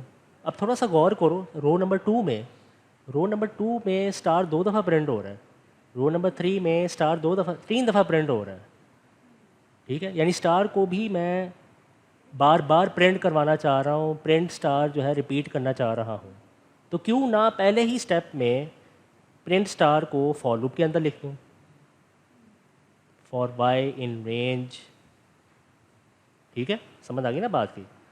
हालांकि हम रो नंबर 1 पे हैं, वहाँ पे रिपीट करने की ज़रूरत नहीं है, लेकिन I want to be intelligent, मैं फ्यूचर में देखना चाह रहा हूँ फ्यूचर में क्या होने वाला है। फ्यूचर में 2 स्टार्स प्रिंट हो रहे हैं, 3 स्टार्स प्रिंट हो रहे हैं, तो क्यों ना पहले ही स्टेप में ये जो प्रिंट स्टार वाली इंस्ट्रक्शन है इसको इसके अंदर लिख दूँ, ठीक है। अब समझ आ गई बात की? यहाँ पे मैंने फॉर क्यों लिखा, तो यहाँ तक किसी को कोई मसला हो? अब हम फर्स्ट रो में हैं, we are still in the first row. First row में स्टार कितनी दफ़ा चाहिए आपको? 1 दफ़ा। यानी इस लूप को आपने कितनी दफ़ा चलाना है? 1 दफ़ा। लूप को 1 दफ़ा चलाने के लिए मुझे क्या लिखना पड़ेगा? 0, क्या 2, 1, 0, 1, 1। तो ये फॉर लूप जो है 1 दफ़ा चलेगा, सिर्फ 0 के लिए चलेगा। 0, 2 लिखोगे तो 0 के लिए भी चलेगा और 1 के लिए भी चलेगा, 2 दफ़ा चलेगा, ठीक है जी। समझ आ गई बात की? सो रो नंबर 1 कंप्लीट हो गया, रो नंबर 1 प्रिंट हो जाएगा, ठीक है। समझ आ गई बात की? सो क्या मैं कह सकता हूँ कि ये वाला जो बॉक्स है, ये वाला जो बॉक्स है, this box is responsible to print spaces, whereas this box is responsible to print stars, ठीक है। क्लियर है? अब नेक्स्ट काम क्या करना है बताओ, नेक्स्ट काम क्या करना है? कोई एक स्टूडेंट हाथ खड़ा करके बताए नेक्स्ट काम क्या करना है?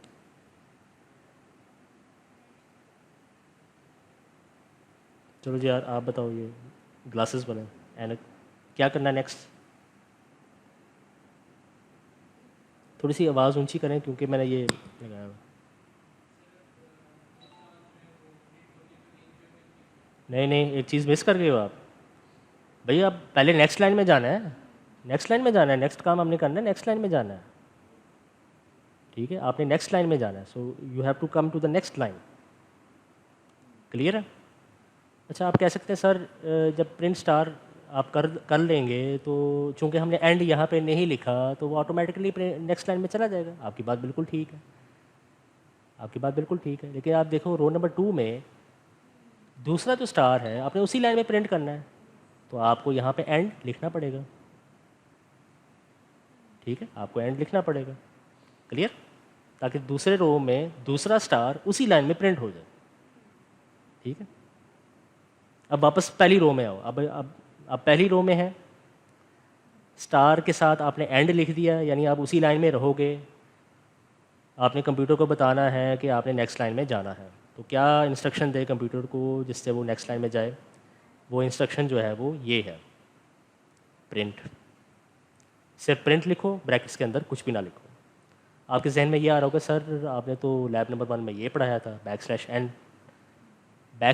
\n एक लाइन छोड़ के नेक्स्ट लाइन में प्रिंट करेगा। ये आप घर जाके इसको ट्राई करके देख सकते हो। ठीक है, प्रिंट \n क्या करेगा, नेक्स्ट लाइन में तो जाएगा, लेकिन नेक्स्ट लाइन में जाने के बाद उससे नेक्स्ट लाइन में जाके अपना काम जो है स्टार वगैरह जो है उसको प्रिंट करेगा। So there will be one space between 2 stars, यानी 2 रोज़ के दरमियान में एक स्पेस होगा, हालांकि मैं स्पेस नहीं चाहता।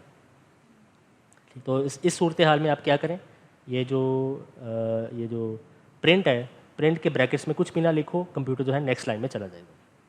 ठीक है, सो अब सवाल ये पैदा होता है, ये प्रिंट ये जो प्रिंट ये वाली जो इंस्ट्रक्शन है,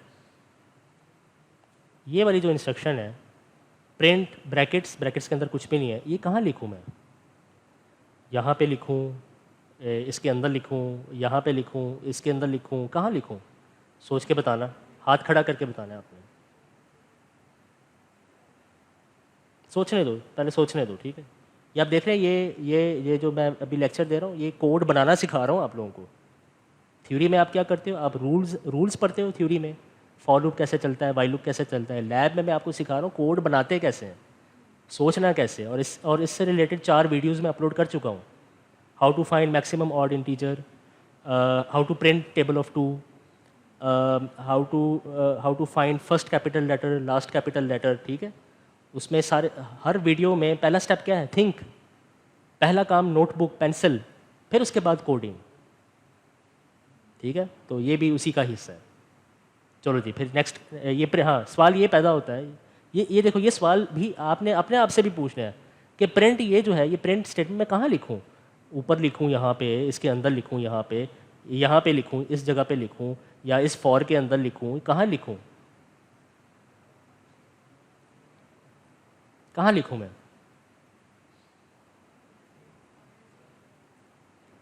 आप कब नेक्स्ट लाइन में जाना चाहते हो? या चलो क्वेश्चन थोड़ा सा मैं रीफ्रेज कर रहा हूँ, आप कब नेक्स्ट लाइन में जा रहे हो? स्टार को प्रिंट करने के बाद, यानी अब ये बात तय हो गई है कि हमने ये जो इंस्ट्रक्शन है इस, और स्टार को प्रिंट करने वाला काम कौन कर रहा है? ये वाला सेकंड बॉक्स। ठीक है, तो अब तो ये बात फाइनल हो गई है कि प्रिंट ये वाली जो इंस्ट्रक्शन है हमने इसके नीचे लिखना है। ठीक है, इसके नीचे लिखना है। अब नीचे कहाँ लिखें? ये बिल्कुल इसके नीचे लिखें या यहाँ पे लिखें? अब ये सवाल पैदा हो रहा है। ठीक है, क्लियर? क्या हम प्रिंट स्टार जो है, ये जो नेक्स्ट लाइन में जाने वाला जो प्रिंट है, ये फॉर लूप के अंदर लिखें या फॉर लूप के बाहर लिखें?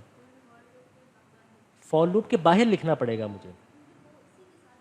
ठीक है, फॉर लूप के बाहर लिख, क्यों? क्योंकि अभी मैंने बताया दिस होल बॉक्स, ये पूरा box, this whole box is responsible to print star. ठीक है, और स्टार को प्रिंट करने के बाद मैंने नेक्स्ट लाइन में जाना है, लिहाजा ये जो प्रिंट इंस्ट्रक्शन है ये बॉक्स के बाहर होना चाहिए, फॉर लूप के बाहर होना चाहिए, फॉर लूप के बाहर, फॉर लूप के नीचे। ठीक है, तो लिहाजा आप क्या करेंगे, आप बिल्कुल एफ़ के बिल्कुल नीचे PRINT प्रिंट ये लिखेंगे। ठीक है, तो बहुत सारे स्टूडेंट्स यहाँ पे कंफ्यूज हो जाते हैं और क्या करते हैं, वो प्रिंट जो है वो फॉर लूप के अंदर लिखते हैं। This is wrong. अब आप खुद देखो ना, फॉर लूप कर क्या रहा है, स्टार को प्रिंट कर रहा है। आपने स्टार प्रिंट करने के बाद नेक्स्ट लाइन में जाना है, तो फॉर लूप के बाद यानी फॉर लूप के बाहर आपने उस इंस्ट्रक्शन को लिख देना। समझ आ गई बात की। अब हम नेक्स्ट रो में आ चुके हैं। ठीक है, क्लियर है। नेक्स्ट रो में आने के बाद आप क्या करना चाहते हैं, स्पेस को प्रिंट करना चाहते हैं। ठीक है, एक तरीका ये है कि मैं इसके बिल्कुल नीचे ये लिख दूँ प्रिंट स्पेस। ठीक है, लेकिन I want to be intelligent, I want to be intelligent and how to be intelligent, ये जो आपने प्रिंट स्पेस यहाँ पे लिखा हुआ है इसी को रीयूज़ करना चाहता हूँ मैं, रीयूज़, दोबारा मैं इसको इस्तेमाल करना चाहता हूँ। मसला ये है, कंप्यूटर आ गया नीचे, पहले ये ऊपर था ना, आपको पता है पाइथन टॉप टू बॉटम चलता है, अब वो बॉटम पोजीशन पे आ गया। किसी तरीके से अगर मैं कंप्यूटर को ऊपर से नीचे से ऊपर ले जाऊँ, यहाँ तक पहुँचा दूँ कंप्यूटर को, तो कंप्यूटर स्पेस को दोबारा प्रिंट कर देगा। ठीक है ना, कॉन्सेप्ट समझ गए ना बात को। कंप्यूटर नीचे आ गया ना नेक्स्ट लाइन में जाने के लिए, इस इंस्ट्रक्शन के ऊपर मौजूद है, इस इंस्ट्रक्शन को एग्जीक्यूट कर दिया उसने और नेक्स्ट लाइन में आउटपुट के अंदर नेक्स्ट लाइन में वो जा चुका है। अगर किसी तरीके से कंप्यूटर को मैं नीचे से ऊपर उठा के यहाँ पे ले आऊँ, तो वो इस प्रिंट स्टेटमेंट को जब चलाएगा तो आउटपुट के ऊपर एक स्पेस प्रिंट हो जाएगा। ठीक है, तो ये कैसे कर सकते हैं हम, ये कैसे कर सकते हैं हम, लूप लगा के। लूप लगा के, लूप में क्या होता है, आप ऊपर से शुरू करते हैं, नीचे जाते हैं, फिर नीचे से दोबारा ऊपर जाते हैं, फिर वो काम रिपीट करते हैं, फिर नीचे से दोबारा ऊपर जाते हैं, उस काम को रिपीट करें। तो मैं एक और लूप लगाऊंगा और उस लूप के अंदर किसको प्लेस करूंगा, इस पूरे कोड को प्लेस करूंगा, नॉट स्पेस, पूरे कोड को। सो इस पूरे कोड को एक और फॉर लूप के अंदर लिखूंगा, for z in range something. वो समथिंग क्या है वो बाद में देखेंगे, समझ गए ना बात को आप। नेस्टेड लूप, फॉर के अंदर फॉर के अंदर दो फॉर है, समझ गए बात को। ठीक है, क्लियर है।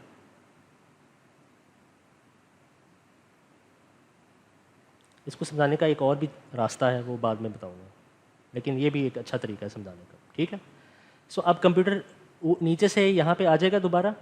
ठीक है, आउटपुट के ऊपर कितने स्पेस चाहिए, एक ही स्पेस चाहिए, लेकिन मसला ये है यहाँ पे दो स्पेस प्रिंट होंगे, यहाँ पे दो स्पेस प्रिंट होंगे। अगर किसी तरीके से मैं इस 2 को काट के 1 कर दूँ तो एक स्पेस प्रिंट हो जाएगा, हो जाएगा।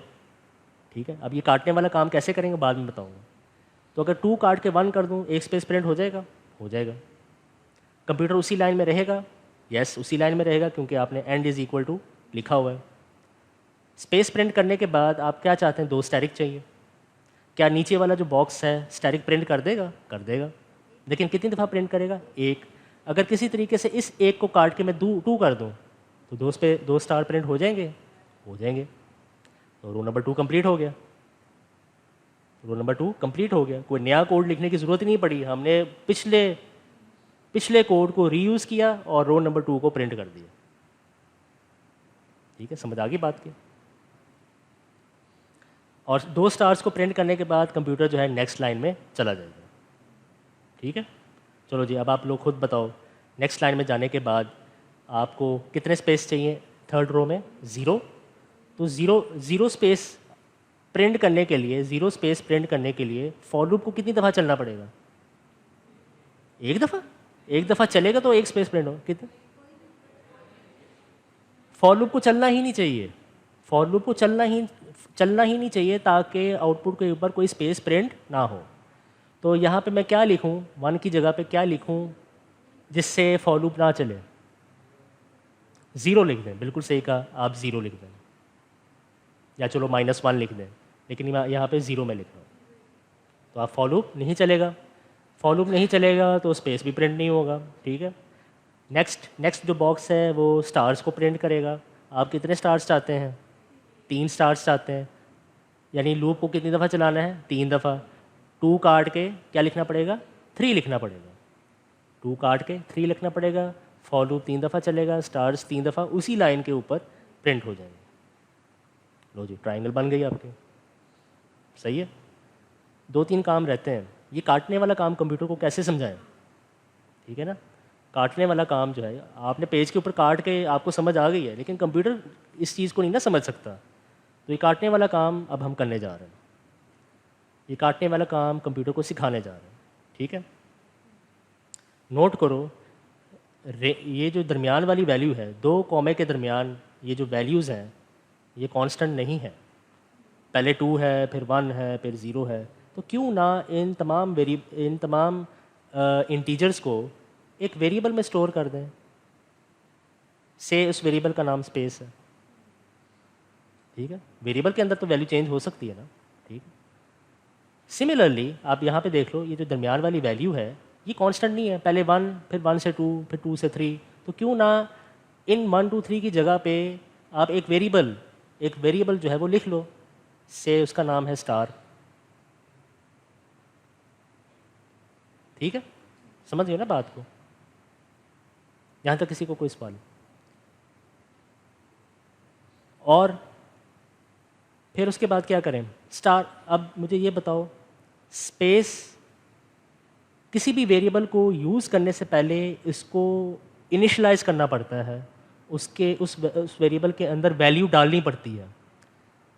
तो शुरू में स्पेस की वैल्यू क्या है? 2। तो मुझे कोड के अंदर स्पेस इक्वल टू 2 लिखना पड़ेगा। ठीक है, किसी भी वेरिएबल की को यूज़ करने से पहले उसको इनिशियलाइज करना पड़ता है। ये अपनी थ्योरी में भी पढ़ा है हमने, लैब में भी बहुत सारे काम किए हैं। तो इसलिए मैं मजबूर हूँ, मुझे स्पेस इक्वल टू 2 लिखना पड़ेगा। 2 क्यों? कोई और वैल्यू क्यों नहीं? 5 10 11 12 वो क्यों नहीं? क्योंकि इनिशियल वैल्यू 2 है। स्पेस के अंदर, स्पेस वेरिएबल के अंदर इनिशियल वैल्यू ये देखें 2 है। So I have to write space is equal to 2। ठीक है, इस बात की समझ आ गई ना आपको? सवाल अब ये पैदा होता है, स्पेस इज इक्वल टू 2 कहाँ लिखूँ? फॉर लूप के अंदर लिखूँ, इसके अंदर लिखूँ, इसके अंदर लिखूँ, इसके अंदर लिखूँ?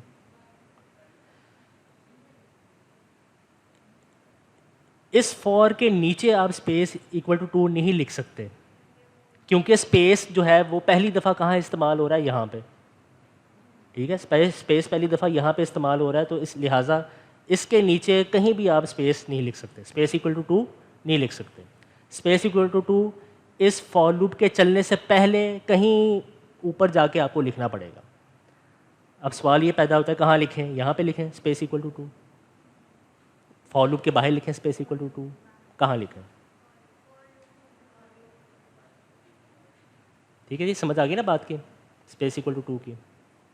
ठीक है, सो थोड़ा सा अगर आप घर जाके भी देख लीजिएगा, the best location to write space equal to 2 is outside the for loop. Space equal to 2 आप यहाँ पे लिखें। वरना क्या होगा? वरना ये होगा, अगर आप स्पेस इक्वल टू 2 यहाँ पे लिखते हैं और जब आप रो 2 में जाएंगे, ठीक है, तो यहाँ पे दोबारा 2 आ जाएगा, हालांकि आपको क्या चाहिए था? 1। समझ गए ना बात?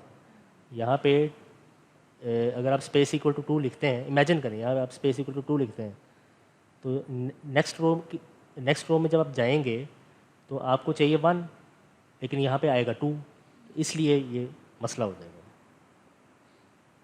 ठीक है, समझ गए ना बात को?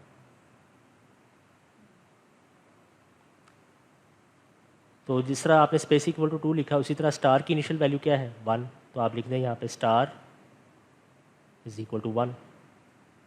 Star is equal to 1। ठीक है,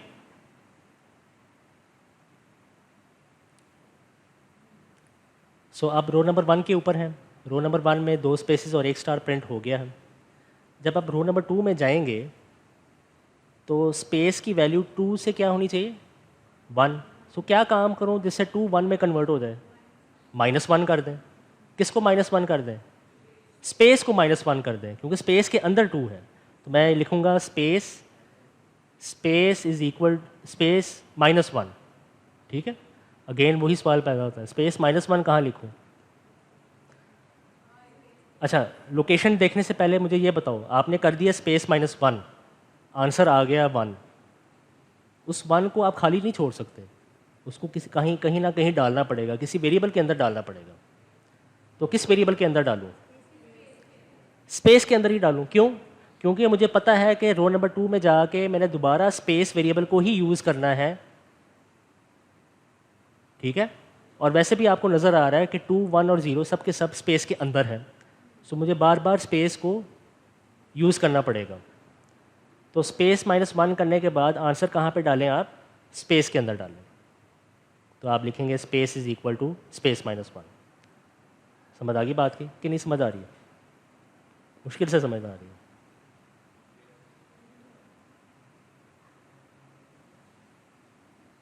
आंखों में दर्द, आंखों से आंसू निकल रहे हैं, कान जो है वो लाल हो चुके हैं, कंधों में दर्द है, बैक पेन, सर में दर्द, माइग्रेन।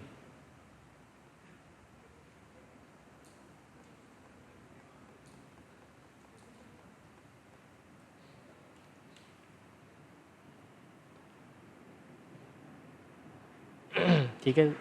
सो स्पेस -1 करने के बाद दोबारा उसी वेरिएबल स्पेस में स्टोर करो, क्योंकि उस स्पेस को हमने रीयूज़ करना है जब हम रो नंबर 2 में जाएंगे। ठीक है, क्लियर है? समझ आ गई बात की?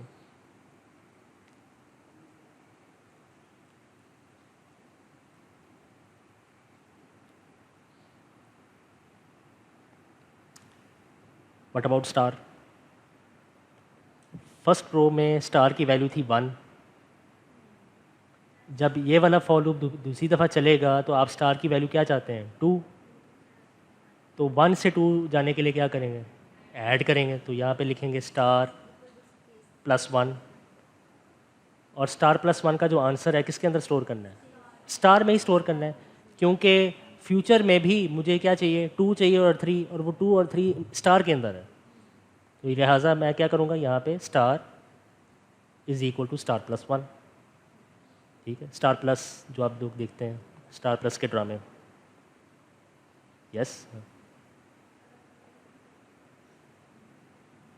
ठीक है, क्लियर है।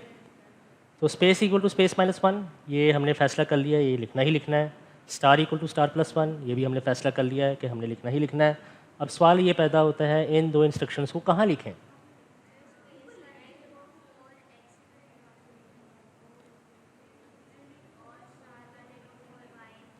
ठीक है, आप आपका जवाब, आपके जवाब को, आपके मतलब इस सवाल को मज़ीद आसान करने के लिए मैं दोबारा एक्सप्लेन कर रहा हूँ। फर्स्ट रो में 2 स्पेस आपने प्रिंट कर लिए, एक स्टार आपने प्रिंट कर लिया, ठीक है। नेक्स्ट लाइन में आप गए हो तो एक स्पेस प्रिंट हुआ है, यानी स्पेस की वैल्यू में आपने एक की कमी की है, एक की कमी करके फिर आपने एक स्पेस प्रिंट किया ना। तो इस स्पेस को और इस स्टार को, इन दो चीज़ों को प्रिंट करने से पहले आपने स्पेस की वैल्यू एक कम करनी है और स्टार की वैल्यू में एक का इजाफा करना है। आप समझ गए ना बात को? नेक्स्ट अगेन दोबारा मैं एक्सप्लेन कर रहा हूँ। नेक्स्ट रो में एक स्पेस प्रिंट करना है ना, लेकिन एक स्पेस प्रिंट करने से पहले स्पेस की वैल्यू तो 1 करो। 2 स्टार्स प्रिंट करने से पहले स्टार की वैल्यू को 2 करो, ठीक है। तो अब ये डिसाइड हो चुका है कि नेक्स्ट लूप के चलने से पहले या नेक्स्ट रो में चलने से पहले, नेक्स्ट रो में जाने से पहले या नेक्स्ट लूप के चलने से पहले स्टार की वैल्यू में एक का इजाफा और स्पेस की वैल्यू में एक की कमी करनी पड़ेगी, ठीक है। तो अब मुझे जवाब दो, star equal to star +1, space equal to space -1 कहाँ लिखूँ? कहाँ लिखूँ? यहाँ पे इस शुरू में लिख दूँ या इस फॉर लूप के बाहर लिख दूँ? कहाँ लिखूँ?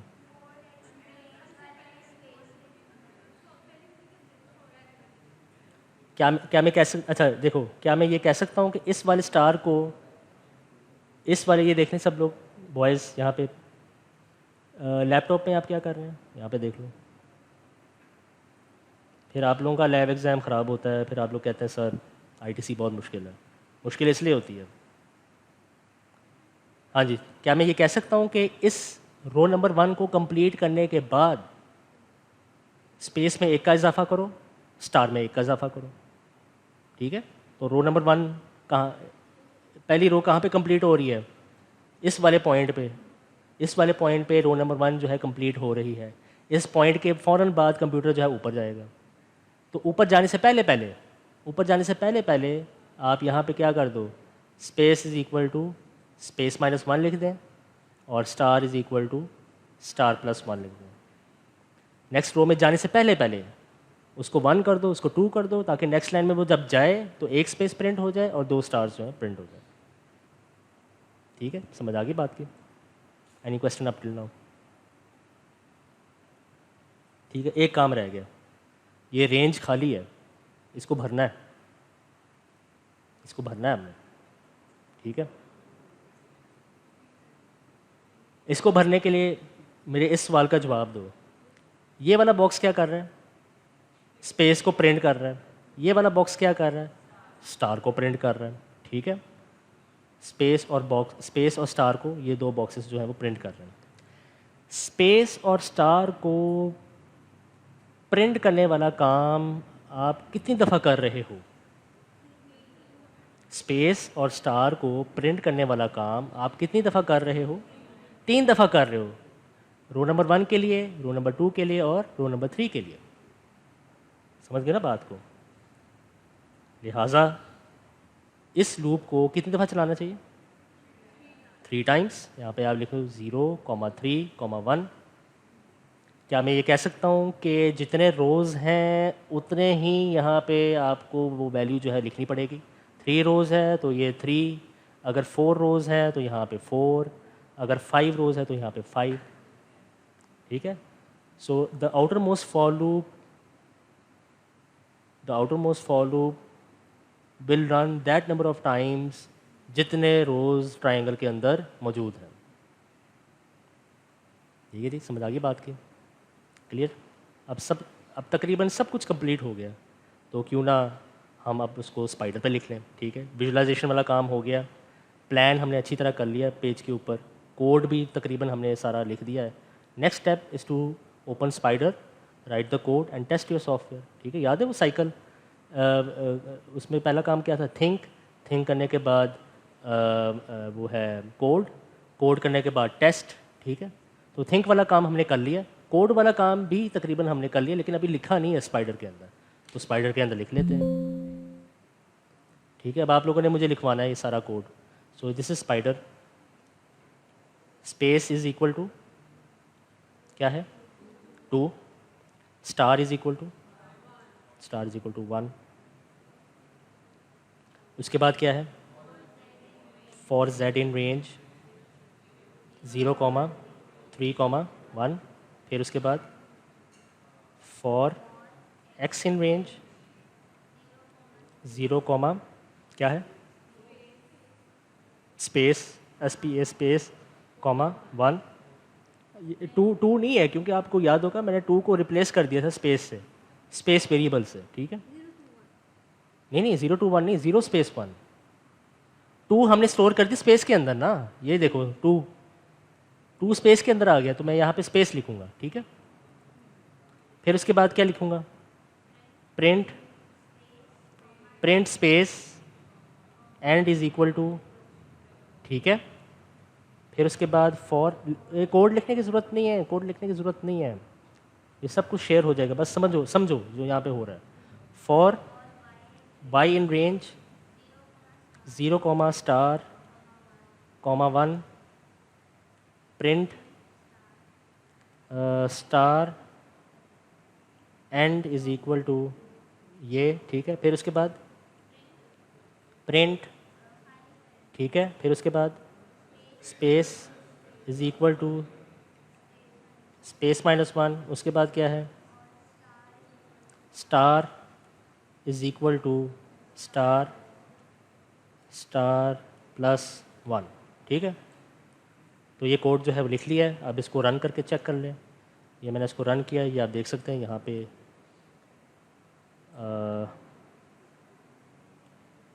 ये थ्री रो ट्राइंगल जो है ये प्रिंट हो गई। अब बताओ, इस पूरे क्वेश्चन में मैंने कहीं तुक्का लगाया कि चलो जी ट्राइंगल नहीं ना आ रही, 3 को 2 करके देख लेते हैं, या चलो फॉर को वाइल करके देख लेते हैं, या चलो एक्स को ए करके देख लेते हैं। कहीं तुक्का लगाया इस तरह का? फिर आप लोग क्यों करते हो? आप क्यों लगाते हो कोडिंग के दौरान, एग्ज़ाम में, घर में बैठ के, क्यों तुक्का क्यों लगा? और दूसरी बात नोट करने वाली, पहले ही अटैम्प्ट में एग्जैक्ट 100% आउटपुट अचीव हुआ है, पहले अटैम्प्ट में। ऐसा क्यों हुआ? क्योंकि मैंने प्लान अच्छी तरह किया। ये जो प्लान, थिंकिंग वाला काम मैंने अच्छे तरीके से किया। आप लोग ये कह सकते हैं सर, दाइम स्पेशली आप तो कहते रहते हैं, आप लोग ये कह सकते हैं कि सर आप तो रट्टा लगा के आए हैं घर से। अगर मैं रट्टा लगा के आया होता तो मैं आपसे थोड़ी पूछता कि अब क्या लिखना है, अब क्या लिखना है, अब क्या लिखना है। सारा कोड आपने लिखवाया मुझे, for x in range, for y in range. तो कोड को मैंने रट्टा नहीं लगाया, और इसी तरह आपने भी नहीं लगाना कोड को रट्टा। समझ आ गई बात की? समझ आ गई? ठीक है, क्लियर है? तो इससे रिलेटेड कोई क्वेश्चन हो? 2-3 बातें रह गई हैं इसके अंदर, आप 5 मिनट की ब्रेक कर सकते हैं इसके बाद। इसको अच्छी तरह समझने की कोशिश करें। ठीक है, ट्रायंगल प्रिंट हो गया है। जब आप ब्रेक से वापस आएंगे तो हम देखेंगे कि 3 रो वाले ट्रायंगल को 4 रो वाली ट्रायंगल में या 5 रो वाली ट्रायंगल में कैसे कन्वर्ट करें, उसी कोड को यूज़ करके। ब्रेक से वापस अभी क्या टाइम हुआ है? अच्छा, एक और बात नोट करने वाली, अभी टाइम हुआ है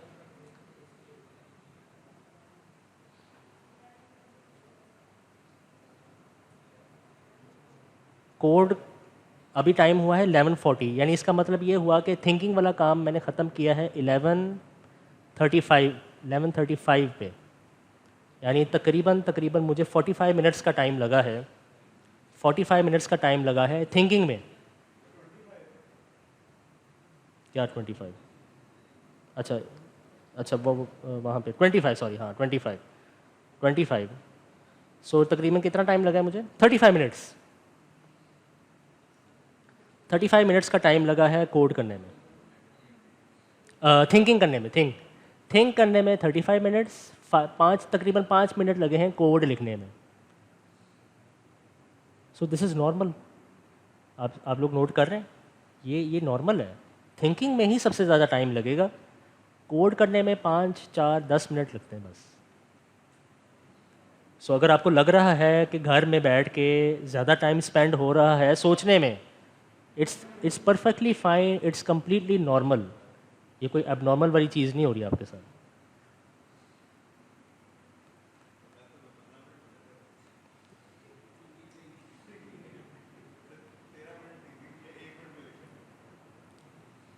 रिकॉर्ड हो रहा है, मैं क्या बताऊँ अब?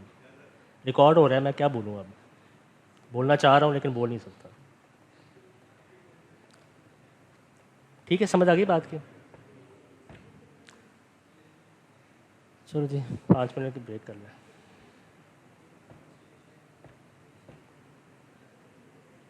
ब्रेक कर सकते हैं 5 minute.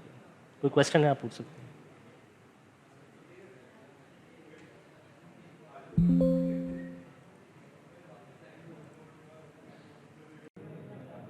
Okay, so let's start. थोड़ा सा काम रह गया, इसको कंप्लीट करते हैं, फिर आपकी ब्रेक हो जाएगी ना 12 से 1 बजे, ठीक है? सो अब 4 रो वाली ट्राइंगल मैं प्रिंट करना चाहता हूँ। 4 रो वाली ट्राइंगल प्रिंट करने के लिए पहले आपको पता होना चाहिए 4 रो वाली ट्राइंगल दिखती कैसे है। आपने किस तरह की 4 रो वाली ट्राइंगल जो है वो बनानी है, तो इसलिए पेज एंड पेंसिल का इस्तेमाल करें। सो 4 रो ट्राइंगल कुछ इस तरह की दिखेगी, और this is the margin of the page, ठीक है? सो 4 रो वाली ट्राइंगल में और 3 रो वाली ट्राइंगल में आपको क्या डिफरेंस नज़र आ रहा है other than number of rows? कहाँ? फर्स्ट रो में। बिल्कुल ठीक, आप देख सकते हैं कि 4 रो वाली ट्राइंगल में फर्स्ट रो के ऊपर 3 स्पेसेस हैं, फर्स्ट रो के अंदर 3 स्पेसेस हैं, ठीक है? इसी तरह चलो एक और ट्राइंगल ले लेते हैं, 5 रो वाली ट्राइंगल। 1, 2, 3, 4, 5, और ये मार्जिन है। तो 5 रो वाली ट्राइंगल में फर्स्ट रो में कितने स्पेसेस हैं? 4 स्पेसेस हैं। ये स्पेस 1, ये स्पेस 2, ये स्पेस 3 और ये स्पेस 4, 4 स्पेसेस हैं, ठीक है? और कोई फ़र्क नज़र आ रहा है? थ्री रो वाली ट्रायंगल में और इन दो ट्रायंगल्स के दरमियान कोई फ़र्क नज़र आ रहा है?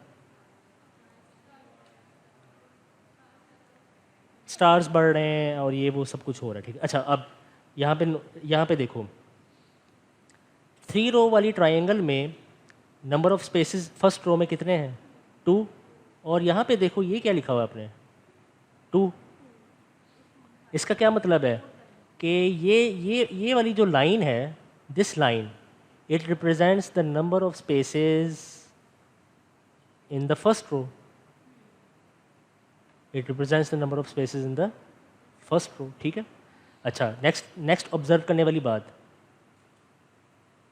इस थ्री रो वाली ट्रायंगल में कितने रोज हैं? 3 रोज हैं। और यहाँ पे आपने क्या लिखा है? 3। तो इसका मतलब क्या हुआ? This middle number represents number of rose of the triangle, ठीक है। आउटर मोस्ट फॉर लूप में रेंज के अंदर जो दरमियान वाली वैल्यू है वो किसको रिप्रेजेंट करती है? Number of rose in the triangle. ये नोट करने वाली बात है, ठीक है। क्लियर है? सही है।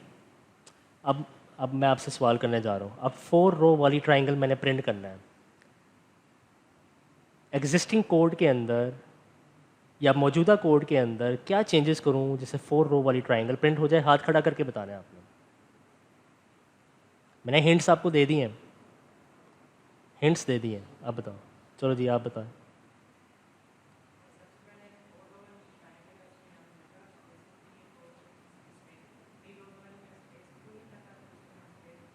तो कहाँ पे करूँ?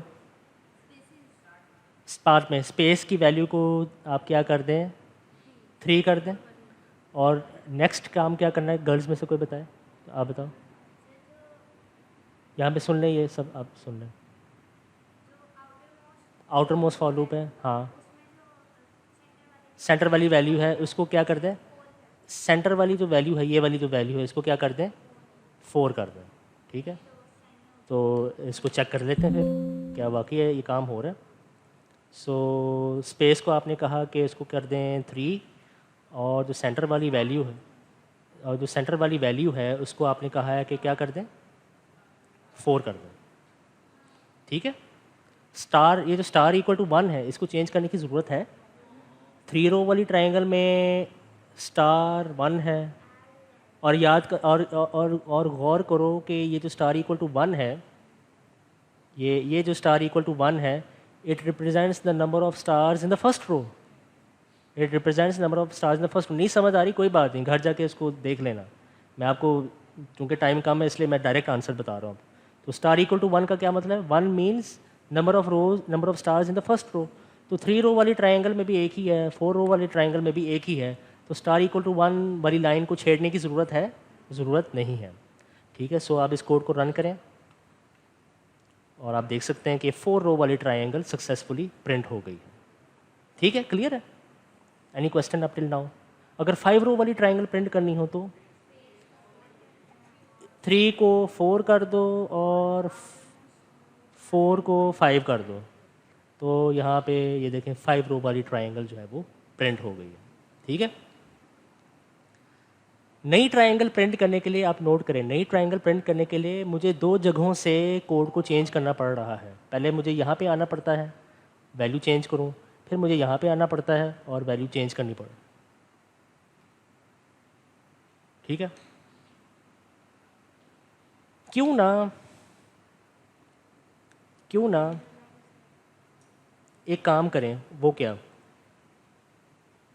ये देखो ये 3 है, 3 को आपने 4 किया, 4 काट के आपने 5 किया।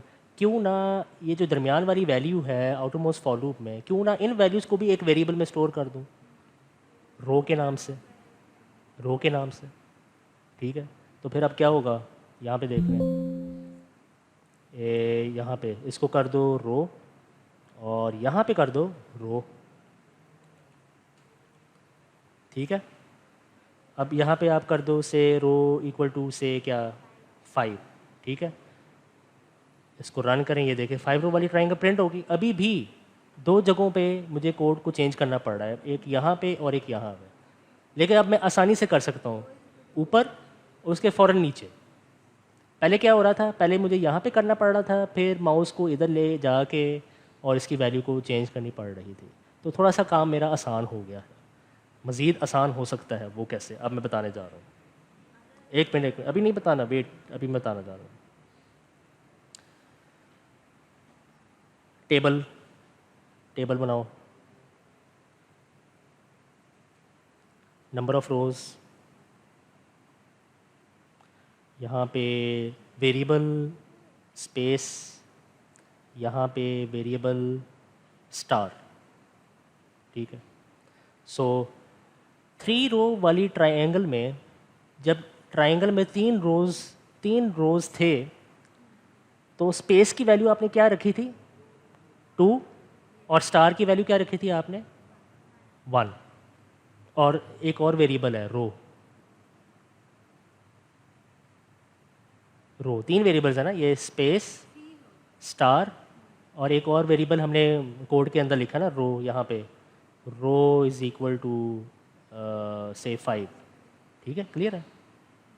रो इज़ इक्वल टू 5, ये लिखा है हमने यहाँ पे, ये यहाँ पे, ये देखो 3 वेरिएबल्स हैं, रो, स्पेस, स्टार, 3 वेरिएबल्स हैं इस पूरे कोड में, 3 वेरिएबल्स हैं, ठीक है।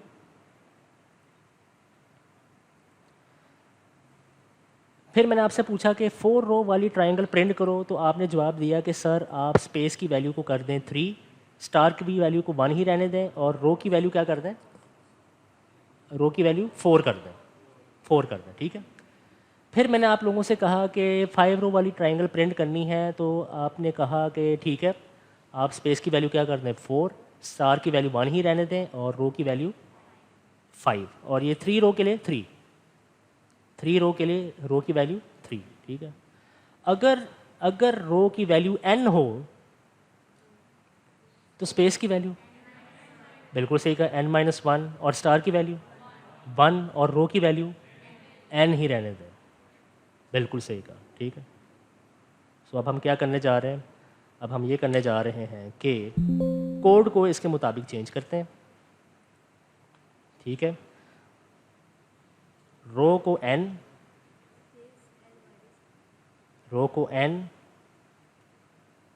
n is the number of rows, ठीक है, से 5, स्पेस को क्या किया, n-1, ठीक है।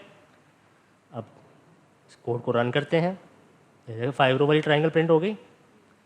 अब एक बंदा कहता है मुझे 3 रो वाली ट्रायंगल चाहिए, बस एक जगह से कोड को चेंज करना है, बस सिर्फ एक जगह से, इसको 3 कर दें, 3 रो वाली ट्रायंगल प्रिंट हो गई।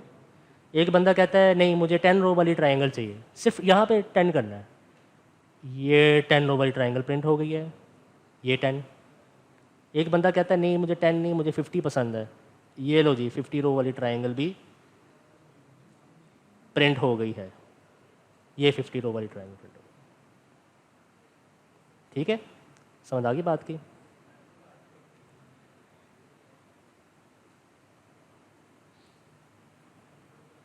कोड को मज़ीद छोटा किया जा सकता है, कोड को मज़ीद छोटा किया जा सकता है, कैसे, ख़त्म करो इस लाइन को, फजूल लाइन है, और यहाँ पे लिखो रो -1, और यहाँ पे लिखो 5 रो, इसको चलाओ और ये देखो 5 रो वाली ट्रायंगल प्रिंट हो गई, ठीक है। समझ आ गई बात की। नाउ ये code, this code can print triangle having any rows, any number of rows, 5 row, 10 row, 50 row. आप कहेंगे चलो जी सर 500 रो वाली ट्रायंगल प्रिंट करके देखते हैं, ये है 500 रो वाली ट्रायंगल, ठीक है। ये देखो ये कंप्यूटर जो है स्टक हो गया है, ये देखो ये विंडो जो है वो रीसाइज नहीं हो रही, क्योंकि काफ़ी बड़ा ट्रायंगल है ये, ठीक है। और ये ट्रायंगल नज़र भी नहीं आ रहा आपको, क्यों, ये कहीं से ट्रायंगल लग रही नहीं लग रही, क्यों, क्योंकि ट्रायंगल बहुत बड़ा है, स्क्रीन का साइज़ छोटा है, स्क्रीन का साइज़ छोटा है, ट्रायंगल का साइज़ बहुत बड़ा है, इसलिए। समझ आ गई बात की, ठीक है, क्लियर है। कंप्यूटर भी थोड़ा सा स्लो चलने लग गया है, क्योंकि काफ़ी हैवी काम हमने उससे लिया। और दूसरा फ्लॉ क्या नज़र आ रहा है आपको, यहाँ पे स्क्रीन का साइज़ छोटा है। अगर से फॉर एग्जांपल हो सकता है जिस तरह आप लोग क्रिकेट मैच देखते हो बड़ी स्क्रीन पे, उस स्क्रीन पे अगर हम ट्रायंगल को प्रिंट कर दें तो शायद प्रिंट हो जाए, ठीक है। मैं बात की समझ आ गई आपको, any question up till now. Any question? कोई क्वेश्चन नहीं है। एक अच्छी प्रैक्टिस ये है, आपके सर ने बताया होगा, कि आप जब भी कोडिंग करें तो आप जब भी कोडिंग करें, अच्छा ये थोड़ा सा कंप्यूटर स्लो चल रहा है तो आप क्या कर सकते हैं, आप इस स्क्रीन को क्लियर कर सकते हैं, CLEAR, क्लियर। ये क्लियर हो गया, ठीक है। अब ये देखें इजीली मूव कर रहा है, ठीक है। तो आपके सर ने थ्योरी में ये बताया कि जब भी कोडिंग करो फंक्शन ज़रूर लिखो। हम आखिरी काम ये करने जा रहे हैं, ठीक है। फंक्शन के फ़ायदे क्या हैं, एडवांटेजेस क्या हैं, वो आई थिंक आप थ्योरी में पढ़ोगे इस वीक में, और नेक्स्ट वीक में मैं एक्सप्लेन नहीं करूँगा। सो क्यों ना इस पूरे कोड को एक फंक्शन में लिखें। से डेफ फंक्शन है f, इस पूरे कोड में क्या चीज़ वेरिएबल है, सिर्फ रो एक वेरिएबल है, बाकी चीज़ ऑटोमेटिकली खुद ब खुद चेंज हो रही है, ठीक है। सो मैं यहाँ पे लिखूँगा रो, ठीक है। फिर उसके बाद इस पूरे कोड को फंक्शन के अंदर लिख दिया, ठीक है। फिर उसके बाद फंक्शन को कॉल करूँगा। फंक्शन चलेगा? एक मिनट, फंक्शन चलेगा? नहीं चला, क्यों? फंक्शन को कॉल नहीं किया। अब मैं फंक्शन को कॉल करने जा रहा हूँ। रो की वैल्यू को आप ख़त्म कर सकते हैं, यस बिल्कुल सही कहा।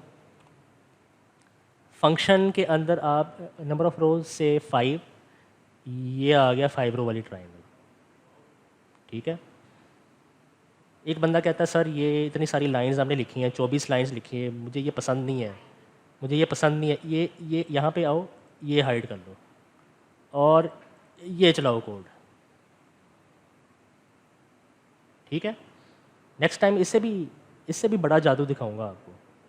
हमारा कोड कहीं होगा, कहीं और, हमारा कोड कहीं और होगा, हम कहीं और पे इसको कॉल करेंगे और वो चलेगा। नेक्स्ट टाइम दिखाऊंगा आपको, ठीक है। लेकिन अभी मेरी बात कंप्लीट नहीं हुई, अभी मेरी बात जो है कंप्लीट नहीं हुई, ठीक है। एक और जादू दिखाने लगा हूँ। वो क्या, मैं 5 को 4 करना चाहता हूँ 4 रो ट्रायंगल प्रिंट करने के लिए, मैं 4 को 10 करना चाहता हूँ 10 रो वाली ट्रायंगल को प्रिंट करने के लिए, मैं 10 को 20 करना चाहता हूँ 20 रो वाली ट्रायंगल प्रिंट करने के लिए। बार बार मुझे 10 20 जो है खुद डालना पड़ रहा है। मैं चाहता हूँ मैं 10 20 खुद ना डालूँ, बल्कि कंप्यूटर खुद डाले। तो मैं इसको फॉर लूप के अंदर लिखूँगा,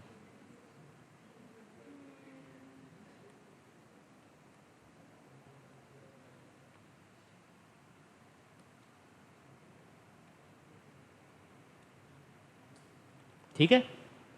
और इसको फॉर लूप के अंदर लिखूँगा और 20 की जगह पे x लिखूँगा। अब फॉर लूप जब पहली दफ़ा चलेगा x के अंदर क्या आ जाएगा 3, तो नंबर ऑफ़ रोज़ 3। दूसरी दफ़ा फॉर लूप चलेगा तो number of rows 4 5 6 and so on. तो आप देख सकते हैं यहाँ पे, इसको जूम आउट करते हैं,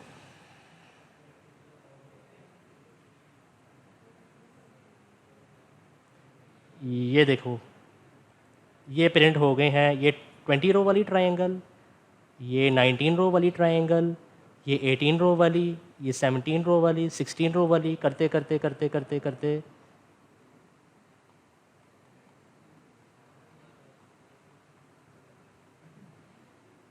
ये 5 रो वाली, ये 4 रो वाली, ये 4 रो वाली, ये 3 रो वाली। So now my code is able to print all the triangles successfully, ठीक है। अच्छा, अगर आपको ये समझ ना आ रही हो कि ये कितने रो वाली ट्रायंगल है, तो आप क्या कर सकते हैं, print row is equal to x, ठीक है, और इसको प्रिंट कर दें। ये देखें ये 20 रो वाली ट्रायंगल नीचे है, 19 रो वाली ट्रायंगल नीचे है, 18 रो वाली ट्रायंगल नीचे है, एंड सो ऑन, ठीक है। समझ आ गई बात की? सो एनी क्वेश्चन आप नाउ? आपने देखा, अगर मैं शुरू में ही यानी लेक्चर के शुरू में आपकी आंखों के सामने ये क्वेश्चन रखता कि write a program which prints all the triangle from row number 3 to row number 20, तो आप कभी भी नहीं लिख पाते। तो फिर उसका हल क्या है? हल ये है, उसका हल ये है, मुझे आवाज़ नहीं आई, शुक्र करो आवाज़ नहीं आई, जो भी आप बोले हो ना, शुक्र करो आवाज़ नहीं आई। क्या ये वाला ट्रायंगल, सारे ट्रायंगल? देखो बात सुनो, आपको ये ट्रायंगल प्रिंट करना आ गया ना, अब आप कोई भी ट्रायंगल आराम से प्रिंट कर सकते हो। आपने मेरी बात काट दी, मैं कोई और कुछ और कहना चाह रहा था। आपको ये ट्रायंगल प्रिंट करना आ गया, आप अब आप ये वाली ट्रायंगल प्रिंट कर सकते हो, आप ये वाली ट्रायंगल भी प्रिंट कर सकते हो, ठीक है। और और और कौन सा पॉसिबिलिटी रह गई है? ये और ये वाली ट्रायंगल भी प्रिंट कर सकते हो, ठीक है। आपको ये करना आ गया, ऑटोमेटिकली ये आपको करना आ जाएगा। बिल्कुल उसी तरह सोचना है जिस तरह आपने ये सोचा, ठीक है। तो असल में मैं ये इधर नहीं, मैं कोई और बात कर रहा था। मैं एक मुझे याद करने दो क्या बात कर रहा था मैं। यहाँ पे मैं क्या बात कर रहा था भैया?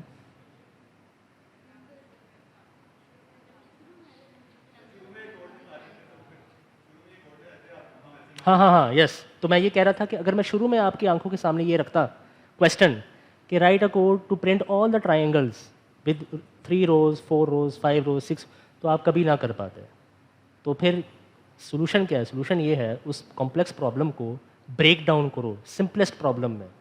सिंपलेस्ट प्रॉब्लम क्या है? मैंने 3 रो वाले ट्रायंगल को पहले कोड किया, फिर मैंने 4 रो वाले ट्रायंगल को कोड किया, टेस्ट किया, फिर सबको आपस में कंबाइन किया और ये कॉम्प्लेक्स कोड आपके सामने आ गया। आपने भी यही करना है। आप सुन रहे हैं सब लोग? आप लोगों ने भी यही करना है। कोडिंग वाले सवाल जब भी आपके सामने आए, उस कोडिंग सवाल को ब्रेक डाउन करो सिंपलर प्रॉब्लम्स में। और आपने नोट किया आप लोगों ने 3 रो वाली ट्रायंगल को प्रिंट करने के दौरान हमने उस प्रॉब्लम को भी ब्रेक डाउन किया। हमने कहा पूरे ट्रायंगल को प्रिंट नहीं करेंगे, पहले हम फर्स्ट रो को प्रिंट करेंगे। हम पहले फर्स्ट रो को प्रिंट करेंगे, फिर सेकंड रो को प्रिंट करेंगे, फिर थर्ड रो को प्रिंट करेंगे। उन तमाम रोज़ का कोड आपस में हमने कंबाइन किया और 3 रो वाली ट्रायंगल जो है वो बन गई। समझ आ गई बात की? सो any question up till now? कोई क्वेश्चन नहीं है। बस एक चीज़ रह गई, मुझे याद आ गई है, वो ये है, शुक्र करें वो याद आ गया, क्योंकि बहुत सारे बच्चों को उसमें मसला आ रहा है। इसको छोड़ो फॉर लूप को, यहाँ पे लिखो F5, ठीक है। बहुत सारे बच्चे पूछते हैं सर हम डीबग कैसे करें इस कोड को, क्योंकि इसमें एक फंक्शन आ गया, ठीक है। तो डीबग करने का तरीका ये है, यहाँ पे प्लेस करो ब्रेक पॉइंट, ठीक है, जो फर्स्ट लाइन है कोड का, और फिर ये डीबग जो प्ले बटन है उसको क्लिक करें, ठीक है। यहाँ पे देखो एरो इसके पीछे छुपा हुआ है। अब आपने क्या करना है, ये वाला जो बटन है इसको प्रेस करना है, रन करंट लाइन, ठीक है। तो वो जाएगा नेक्स्ट लाइन में, यहाँ पे जिस तरह हम डिटरमिन द आउटपुट वाले क्वेश्चंस करते हैं, ठीक है। अब जब आप ये वाला बटन दोबारा प्रेस करोगे तो कोड ख़त्म हो जाएगा। मैं कोड ख़त्म नहीं करना चाह रहा, मैं इस कोड को यानी इस फंक्शन के अंदर जाना चाहता हूँ। फंक्शन के अंदर जाने के लिए आप ये वाला जो बटन है, ये देखो step into function, step into function वाला बटन है, इसको क्लिक करोगे तो अब आप जो है वो फंक्शन के अंदर जाएंगे, ठीक है। देखिए अब मैं फंक्शन के अंदर आ चुका हूँ। अगर इस यहाँ पे अगर आप ये वाला बटन प्रेस नहीं करोगे तो कोड ख़त्म हो जाएगा, आउटपुट के ऊपर 5 रो वाली ट्रायंगल प्रिंट हो जाएगी। समझ आ गई ना बात की? क्लियर है? आखिरी बात, आपके कोड में बहुत सारे दूसरे कोड्स भी मौजूद हैं। आपके कोड में ये हैश परसेंटेज डाल के आप बहुत सारे दूसरे कोड्स भी लिख लेते हो, S=1, X=3, ठीक है। मैं इस कोड को डीबग करना चाहता हूँ, मैं इस कोड को नहीं डीबग करना चाहता, मैं इसको डीबग करना चाहता हूँ। तो तरीका क्या है, ये जो पहले वाले कोड है, जितने भी पहले वाले कोड हैं उनको कमेंट आउट कर दो ऐसे, ठीक है। उनको कोड से बाहर निकाल दो, ठीक है। सबको सिलेक्ट करो, फिर कीबोर्ड के ऊपर कंट्रोल और वन प्रेस करें, ठीक है। तो ये देखें ये ग्रे हो गया सारा, यानी ये कमेंट में कन्वर्ट हो गया। कमेंट तो चलता नहीं है, कंप्यूटर कमेंट को चलाता नहीं है, ठीक है। अब आप क्या कर सकते हैं, ये वाला ब्रेक पॉइंट यहाँ से ख़त्म करके यहाँ पे ले आएँ और डीबग करें। ये देखो डायरेक्ट S=1 पे गया, डायरेक्ट S=1 पे गया। अगर आप कमेंट आउट नहीं करोगे ना, कमेंट आउट नहीं करोगे तो ऊपर वाले कोड भी डीबग में शामिल हो जाएंगे और वो आपको बहुत तंग करेंगे, ठीक है। तो ये तरीकाकार है डीबग करने का फंक्शन को, और ये तरीकाकार है डीबग करने का जब मल्टीपल कोड्स हों एक ही फाइल के अंदर। ठीक है, कोई बात नहीं, नहीं समझ आई कोई बात नहीं, सारा रिकॉर्डेड है, अब आप लोग छुट्टी कर सकते हैं। कोई क्वेश्चन है?